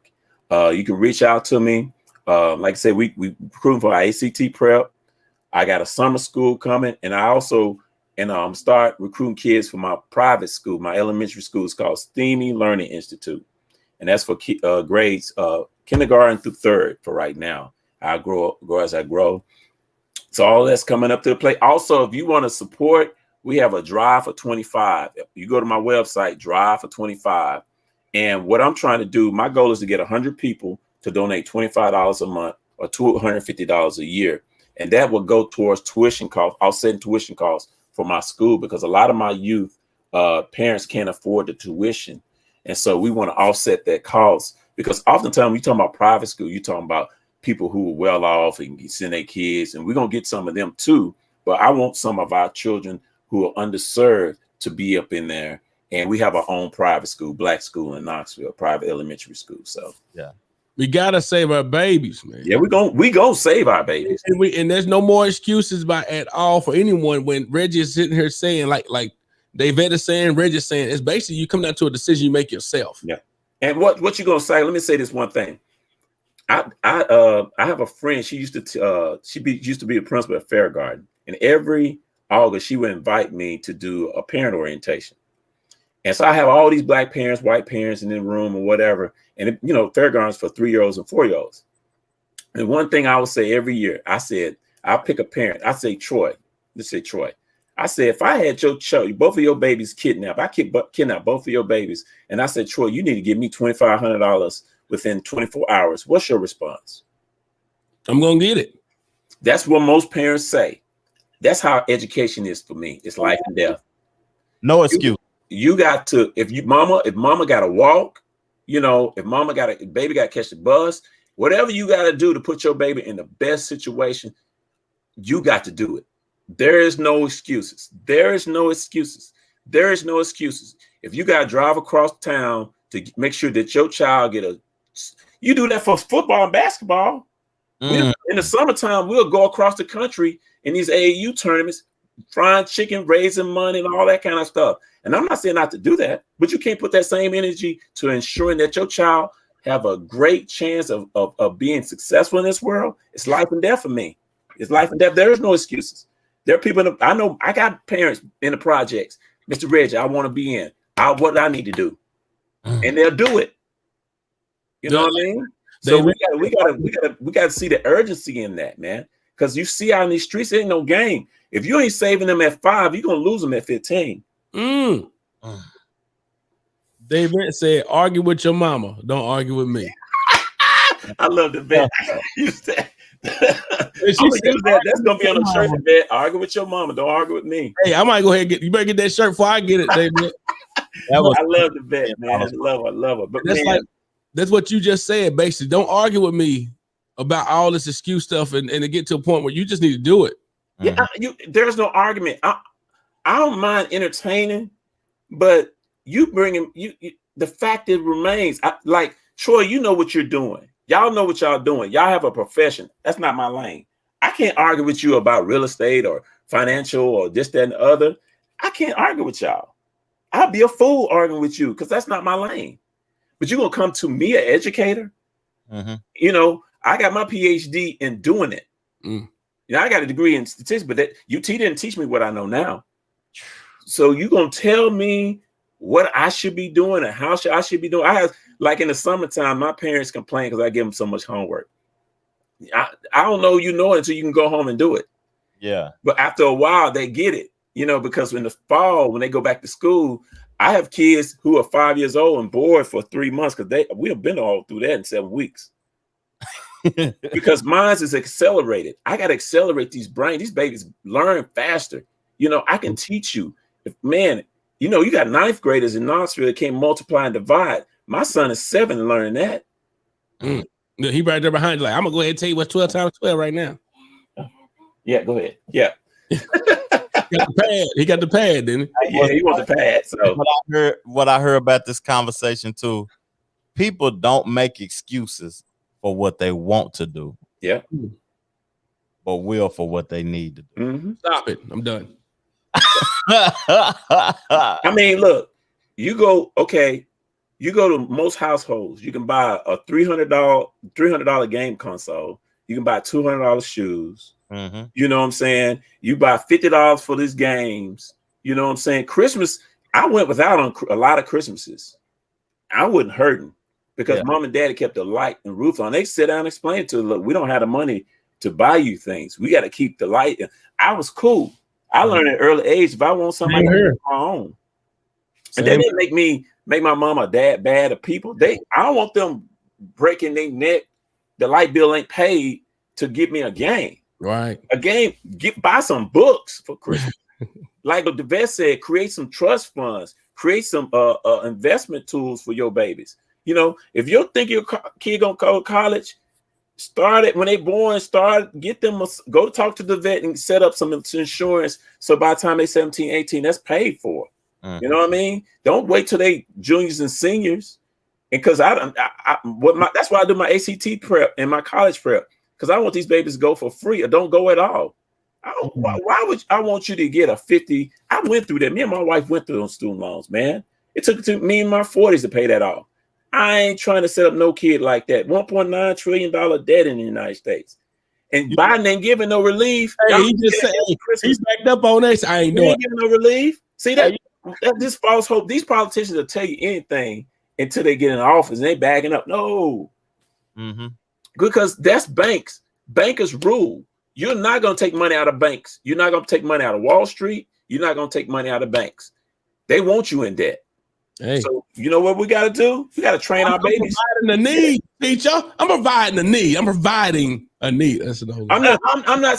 Hey, that's your job. I know. I'm just being real. I'm not like. That's fact. We gotta get banks. We gotta get loans for homes because most of us can't afford ain't got no $100,000 stash. We get loans for cars. You know what I'm saying? We get loans for certain things. Yeah. But for going to school, I learned it. Yeah. I ain't trying to hear. Especially in the state of Tennessee, you can go to school for free for 2 years at the 2-year colleges and then transfer. I'm not trying to hear that, man. I'm not trying to set these kids up for failure. You know, and STEM is it. Parents, if your child ain't learning coding or artificial intelligence or cybersecurity or information technology or drone or something like that, these labor jobs are going. Yeah, so guess back. You just said. So when people got to realize when you start increasing pay, yeah, it's just the basic level. They just gonna say, you know, don't worry about it. We don't need them people no more. How many times I telling Trevor the other day? How many times you go to Walmart and you got 35 aisles, one of them open for one checking out, and they got the other ones, all the other ones upset. Yeah, I saw McDonald's like that. I think it was in Texas or somewhere. They testing how to have it to where they don't have no cashiers. So while we fighting for the give me the 15, give me the 12, give me the okay, there's no problem. They just won't have you there. Yeah. So what are your child gonna do? So you know what they preparing for your child? More prisons, more graveyards, more prisons, more graveyards, more prisons, more graveyards. You got to get up on it. You can't don't complain about the public school system. Your kid is there from 8 to 3. What is he doing from 3 to 7? What is he doing on Saturdays? What is he or she doing on Sunday afternoon? Look, I like I said, I'm not anti-sport. I played. But if your child is struggling at 5, 6, 7 years old, I would spend the next 3 years getting their schooling and education tight. So when they do engage, they can multitask. Because if he's talented at 5, running, jumping, he'll be talented at 10. His talent ain't going nowhere. He's still developing and growing. That's you know what I'm saying? So to get the fundamental educational stuff down first, then at 10, 11, 12, if he wants to play, if he's going to be a star, he's going to be a star. You know what I'm saying? But we got to reprioritize stuff. And we got to see the word. Stop blaming. Take the onus. My child is my child. My child is my child. My child is my child. It's my response. My wife and I's responsibility in all facets: education, health, spirit, whatever. That's my job. I'm not going to listen to nobody else. Even when I take my child to the doctor, I'm going to know what he knows. Oh, my wife get on me every day about, Troy, you're not the doctor, but you are the doctor. Look, so this is my last thing, and I'm gonna let Trevor finish it out. And then my question is this: what are your thoughts when someone say they or y'all need to help us? Well, that's just a conditioning, man. They've conditioned black people to be like that. Mm-hmm. Just like they condition black people to say, well, the church needs to do more. You know what I'm saying? Like, I'm from Memphis. They got over 5,000 black churches in Memphis. Too many, way too many. They need to cut that. 7% of them need to be gone. Mm-hmm. Because they're just sitting there. Yeah. So I'm like, we have to get out of that. We're looking for a Messiah. Yeah. That's what it is. It's a Messiah complex. Yeah. And don't understand, you know, when you talk about God, you got to activate the God within. No.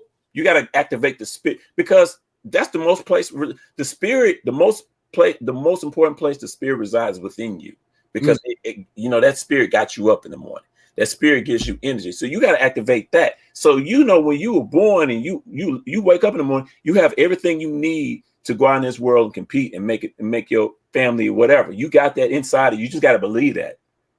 And you got to take that onus away from the system is doing what it's supposed to do. The school system was designed in the late 1800s to produce laborers and managers of laborers. Now it's a third tier. It was a prison, school to prison pipeline. You know what I'm saying? It wasn't designed to produce geniuses. Yes, some fall through the crack, but they weren't designed to that. Because you know what? You know, if it was a rule, these kids wouldn't be in the streets. They'd be running to the schools because it's giving them everything they need. But it wasn't designed in it. And I'm not hating on, I got plenty of people who are my friends who are principals, assistant principals, and teachers. I'm not talking about them. I'm talking about the system. Yeah. The system. The system. You know what I'm saying? Because a lot of people think I'm hating on teachers. No, you know, I'm not hating on teachers. Now, there's some suck teachers in Knox County. They garbage. I don't have no problem saying it. You know what I'm saying? Some of these teachers don't care about these kids. It's real. You know, the children will tell you that. If a child tells me enough time that Miss such and such don't like me, and enough of them singing and saying the same thing, I got to take some onus to that. But we got to get out of that. Y'all got to help us. Y'all got to help us, instead of saying, how can I help myself? Mm-hmm. Now, that's not, again, the government, we paying taxes. You should be accountable to us. But I should be doing this and that. I'm not going to come to you without a plan. Mm. You know, a lot of us come begging and we don't, okay, what you want done? I don't know. Y'all need to do something. Yeah. That's a politician's job. A politician's job is to serve you, but you better come with a plan. Yeah, so even when somebody listening, and then they listen to you, like I tell Trevor, like I was going back and forth, me and Trevor go back and forth with Trevor say nobody's listening. But then you don't listen, and now what? no one is, well, like you just said, tell me what I need to do. No. You need to make a decision what you want. My mama got us out the projects because she decided that she don't want to be here anymore. That makes sense? Yeah. She had all the things given to her. I was talking to her the other day about that. And she was telling me, yeah, people got to do this and people got to do that. And I said, but mama, when did it come to this point in your time, a time in your life where you made the decision to do it? She said, well, you're right. I made the decision to do it. All the time they come down to the person making the decision. Now I'm done. Trevor, go ahead. Let me go ahead and get my man got stuff to do. He got a son running around. We got man. My bad. I love running my mouth. Y'all go ahead. Hey man, we appreciate you coming on the podcast, fam. You welcome back anytime to the podcast. The listeners that listen to our podcast, what would you tell them about like your school and what you're doing and what you're trying to accomplish in the community, family? Well, I would ask them their support. We're small. We got less than a handful of students because of COVID. And I'm trying, my goal is to get a building. I'm trying to get a building. Got a realtors working with me getting a building, but we really need help as far as the finances. Because if you can just support Strive for 25, and I'll tell you my vision. My school will be less than 50 children. But what I'm going to do, I'm going to create satellite schools. My model, automation model is Chick-fil-A. Chick-fil-A runs a system, fast food system like nobody's business. And so I want to create little satellite schools, actually try to reach other cities. Because I got parents in Nashville that's calling me and like, hey, you know, and I want to be there. But I got to get funding through the people. Like I said, $25 a month, $250 a year. My goal is to get 100. You know, this year we got like 40 people is committed. And they give monthly. $25 ain't a lot of money. And you know it's going to a good cause. Yeah. So just support that. You know, you can call me 865-384-4475. And let's save our children, not just in Knoxville, but in Chat, Nashville, Memphis, Jackson. There it is, my man. I'm going to put all your information in the description at the end of the podcast, my brother. And we highly appreciate you coming. Thank you all. Y'all got to invite me back now. I love this. Yes, sir. Well, we appreciate you, Reg. Y'all take care. Thank you, family. All right. Well, Trevor, it's really, I mean, we what it do, fam? I mean, let it digest a little bit. Let's give a round of applause to both our guests today. I mean, Reggie was saying something basic, but saying you have to make a decision for yourself. Yeah. I tell people that we need to listen to individuals at the end of the day, but once that person listens to you, what decision are you going to make? Ooh. Exactly. Ooh. When it comes down to it, what are you going to end up doing, man? And so he brought both of our thought process together. Trevor been on the listen thing. I'm on the thing. We done listen. When we listen, what's going to happen next? And he just mentioned about the cycle that continues to go over and over and over again. Over and over and over again. Hey, and Facebook user, you said info, please. If you would please go over to YouTube and subscribe to the channel. The Two Brothers Podcast, spelled like it is in the logo.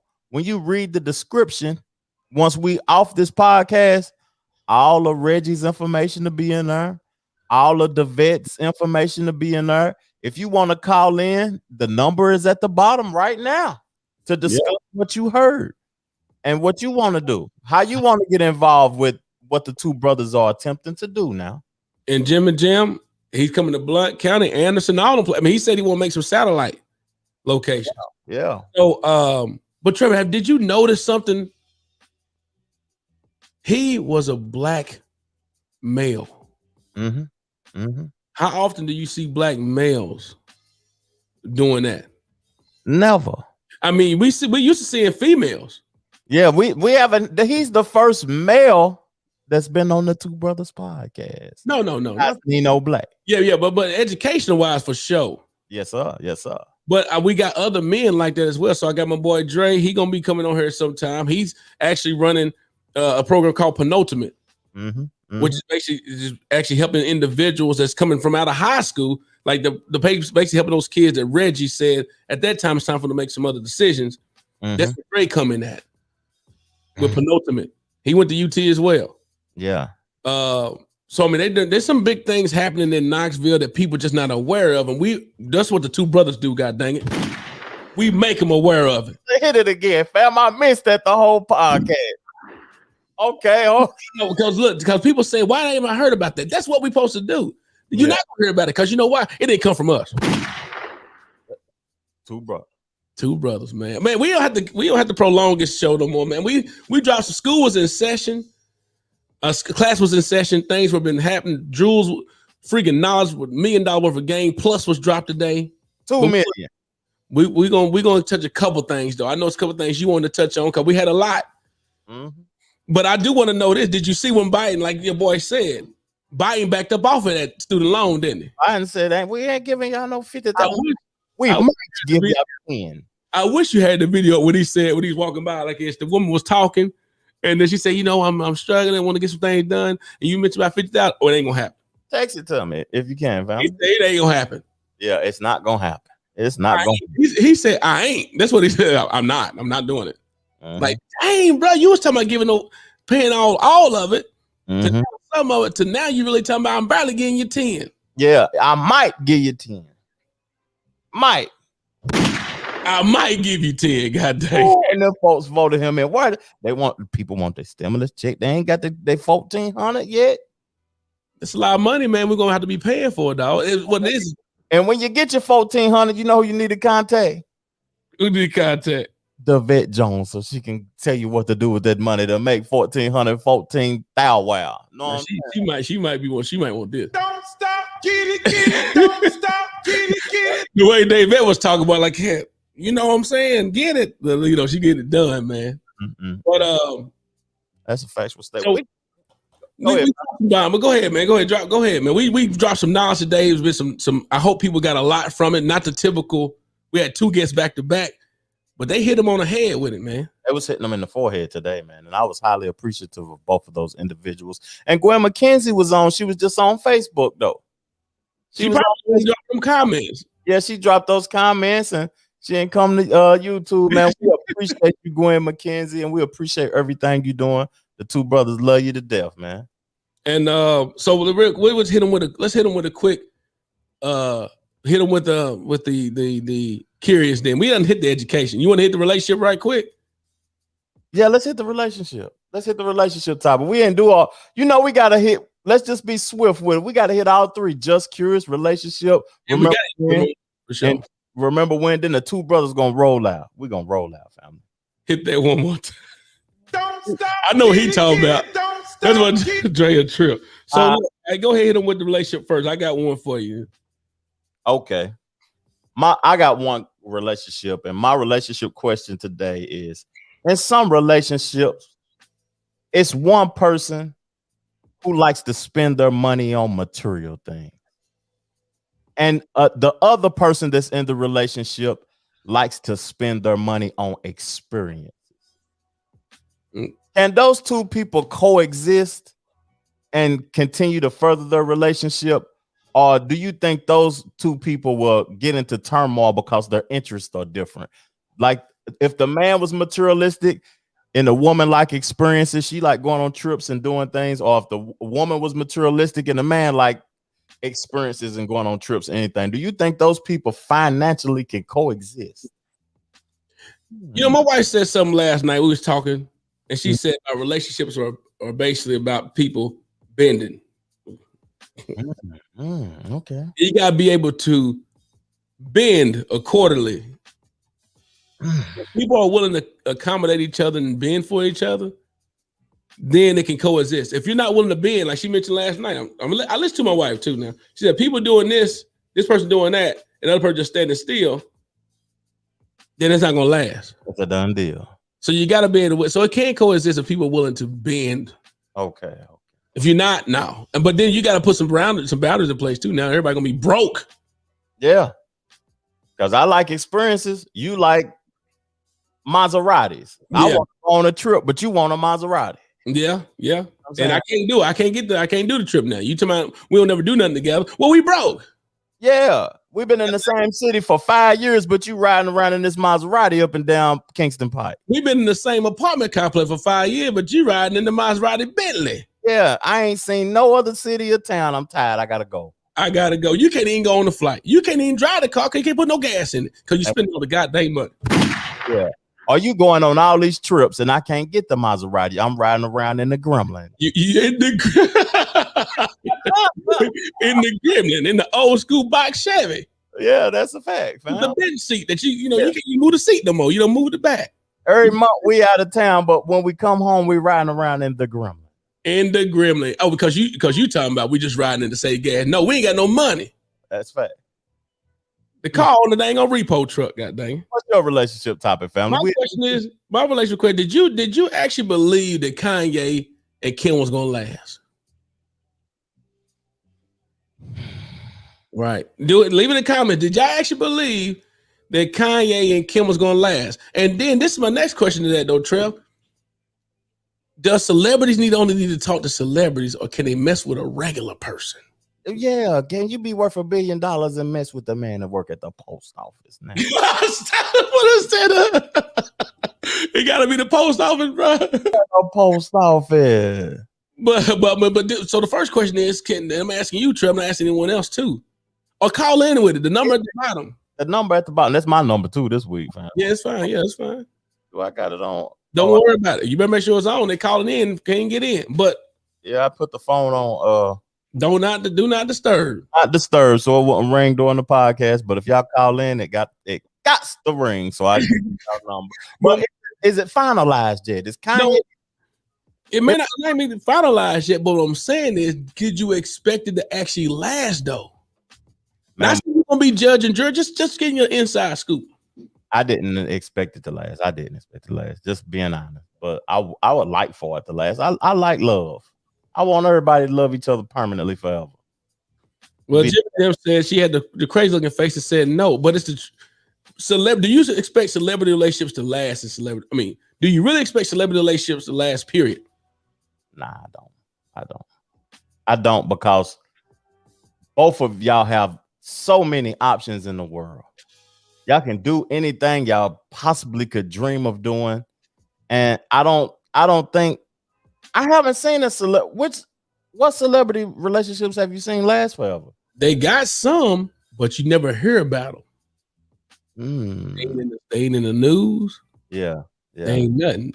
No, because a regular person isn't used to your lifestyle, and that won't and they want normal, and that is different for both folks. So I say that, can a celebrity get with a regular person? Because my wife watch a lot of that.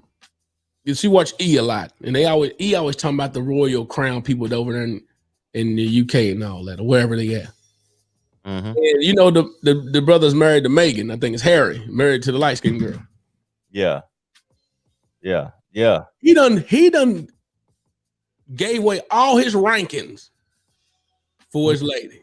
Well, or he might have wanted to do it for himself, but he done gave up all his royal rankings.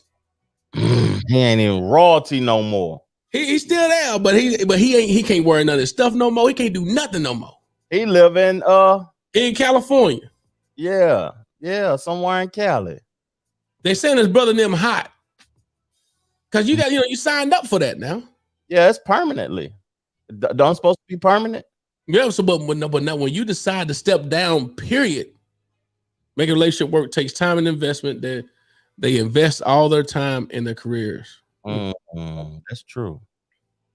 But that's what I'm saying. When I say even though old girl wasn't a regular, she was a somewhat celebrity in her own right. You own the royalty status. You know what I'm saying? You royalty. Like it don't matter. Them cameras in your face. They expect you to do certain things. You got to walk in, act like you like people, and you don't. That's what come with the territory. Yeah. So could you really expect something to last if you're not ready for that? The booty contract must be. I was just going. God dang! I was going. It's still in effect. I give up my royalty. It must be that real deal, huh? Wee boy. That's super soaker. But besides that, is the booty contract in play? Is the booty contract in play when you both celebrities? And you tired of that. You tired of begging. You tired of asking. And you got Jada Pinkett. Now that contract, she broke the contract. She said she was entangled. Entanglement. But she said she's entangled. But it's interesting, to see how that works out.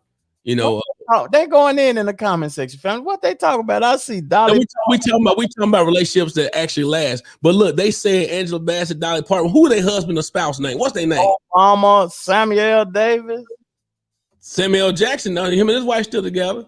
Samuel Davis. Who is that? Ain't he his wife? Those. Sammy Davis. He dead, ain't he? Sammy Davis Jr. I don't know.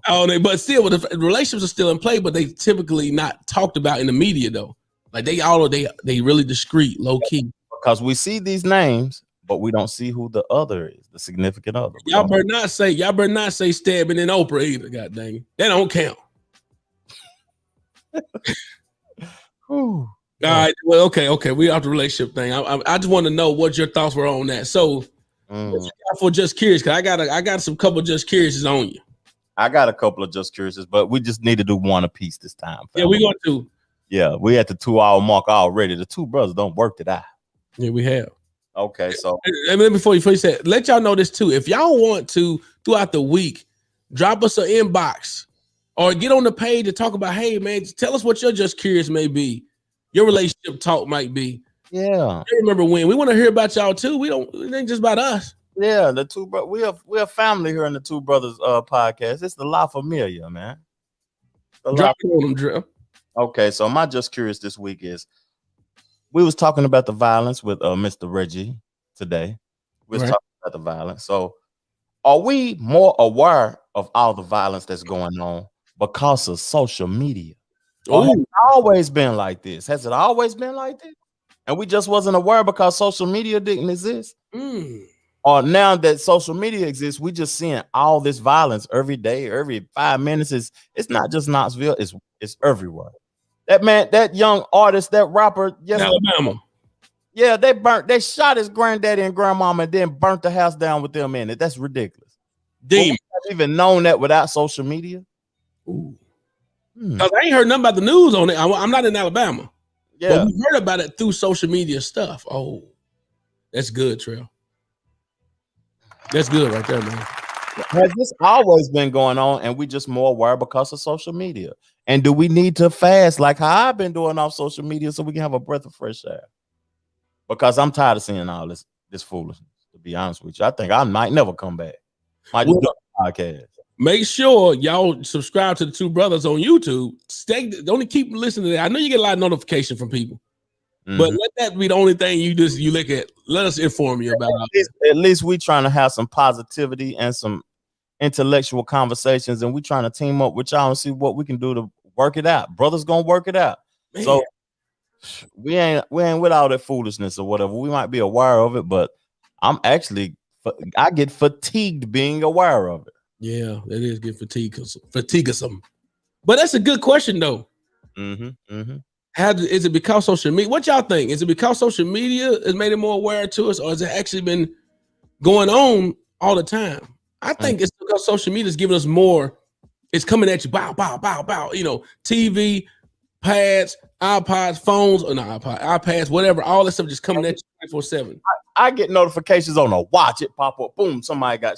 Lord Jesus! I need to get rid of all of these devices, man. That's how I feel. So would you go off the grid? Yeah, you don't want to be that far. But that, yeah. You don't want to be out of the matrix too much. Just not. We talked about the van thing. Don't be surprised if I be doing this podcast from a van in Colorado in about a year. You know what I'm saying?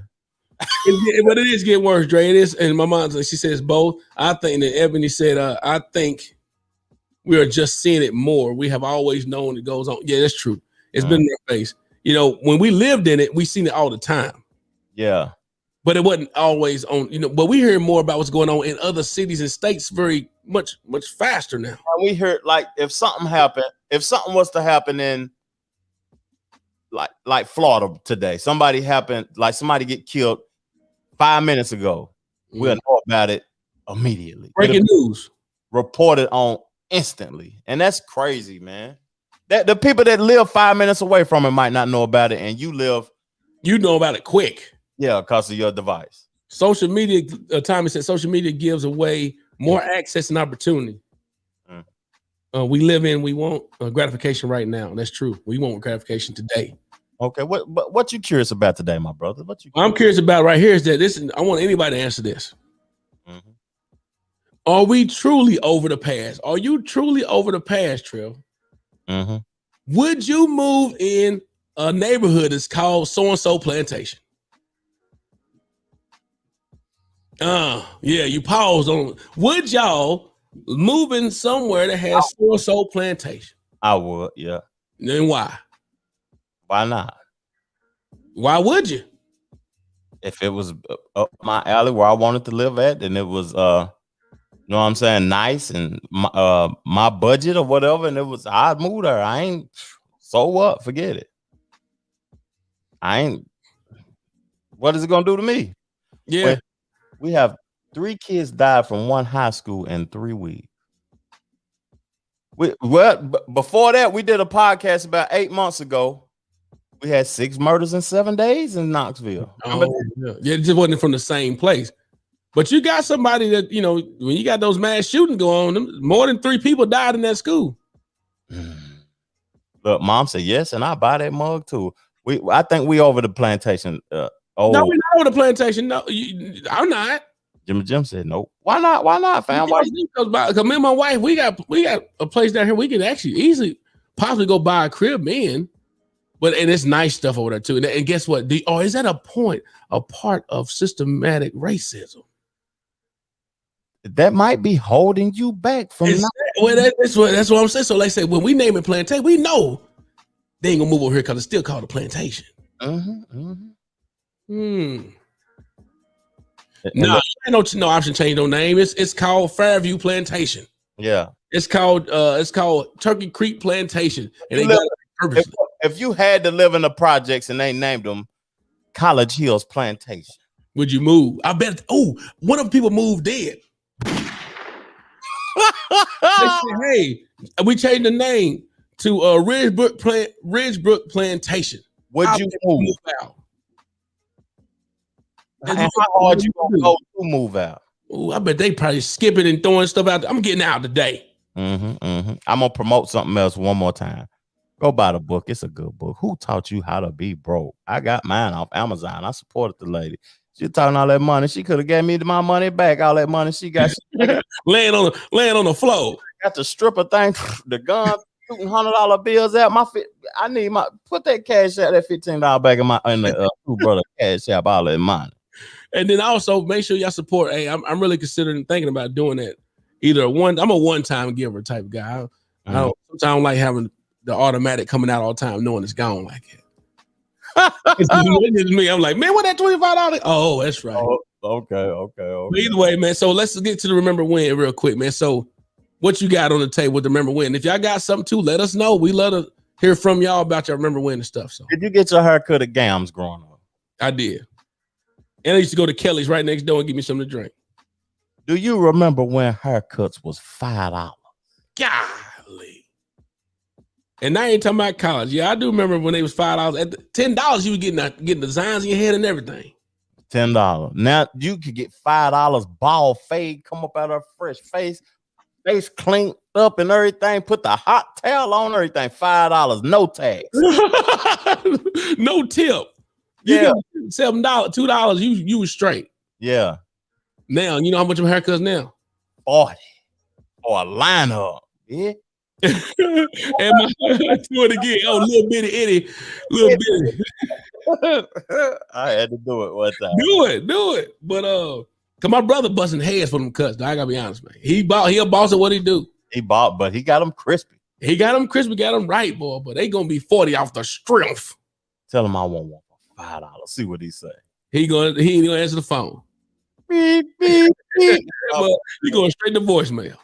Oh, this is Reggie. He ain't paying no attention. Let me ask you this. Do you remember that uncle that used to have the van back in the day? Not the Astro van. I'm talking about the van that had the little TV in it, the blinds. A block Got TV. the chairs, had the little table in the middle of the middle of the thing, had a rug. Plant. Ooh, and it used Remember to that? Plant in the corner. Do you remember that? refrigerator in the truck. The refrigerator. I mean, it was in the van. Like, you know, you get in, he got all them keys coming out of his pocket. And he get in and got the van, the shaggin' wagon. With that carpet on the floor. That I remember that. I remember that fondly. How much you think? How many miles to the gallon you think they got back in the day in there? I don't know, fam. Probably 5 miles a gallon. 5 miles to the gallon. That thing is loaded. I mean, that's man. Remember them old school vans with the chairs and the freaking carpet ain't got no vacuum in there. Stinking. That's a fact. That's stinking. Oh man. I'm surprised they didn't have a sink with hot water. Yeah, You beat to it. hey, my boy Tommy said my daddy had one a sink and all. And what's crazy, I believe he did. Tommy, big Tommy, probably had a van just like that with the blinds in it. With the bearskin roll. They were turning the blinds like that in that little in that van. If you sitting in the back, it takes so long for the AC to get back there. It's ridiculous. You sweating by the time you get back. Stinking. Oh, Jim said it cost me $60 to get my 3 boys haircut, and you getting a discount. You got I better say you got a deal. Boys. Yeah. I want to feel the power of my ancestors and build the riches of my seed and grow for the legends that came after. Okay. That's not what I feel the power, man. I don't know ancestors coming and touching on me, making them noises and stuff. Oh, we have passed the plantation. See how fast we move. Yeah, we passed the plantations, mom. Yeah, I bet I ain't moving in on there. Hear somebody make some noise. Last thing I remember when right quick. Do you remember when Corona first kicked off last year? And man, everybody had a cousin that had a brother that knew somebody used to work at some secret place and send a text out talking about they have a martial law. Everybody got to be in the house at 4:00. You know what I'm saying? It's like every time you turn around, somebody trying to make you scared. That's a fact. Like, come on, man. Yeah, we ain't afraid of nothing, man. They'll just say, hey, yeah, you know this. You heard about so-and-so, right? My mama just sent me a text. And my granny just sent a text that they knew somebody used to work at somewhere, used to work next to Oak Ridge, and they got the old bombs going to come up, and they're going to do martial law at 4:30. Oh, wee. That's crazy. That was true, though. That's true. Yeah, what you mean? But that's all they kept doing. I was like, man, everybody was trying to scare everybody. Oh, hurry up and get to Sam's. They got toilet paper today. They gonna you'll be wiping your booty with napkins. Well, man, look, we appreciate y'all tuning in today. I hope y'all enjoyed it just as much as we have. Man, I had a great time learning, getting to know more about things and people, and this thing that's going on in Knoxville. You got people, black people, that's actually financial advisors making moves. You got people that's actually owning schools and they're doing ACT prep classes with black kids in it. So, man, I hope y'all enjoyed it just as much as we have. Trev, go ahead, man. Brothers is gonna work it out, and we try our best to work it out for y'all every week. And we appreciate y'all. We love y'all. Hit the music, family. Hit the music. So we can it is. Holla. Yeah. 2 brothers gonna work it out. Good God. 2 brothers gonna work it out. Not 1 but 2 brothers gonna work.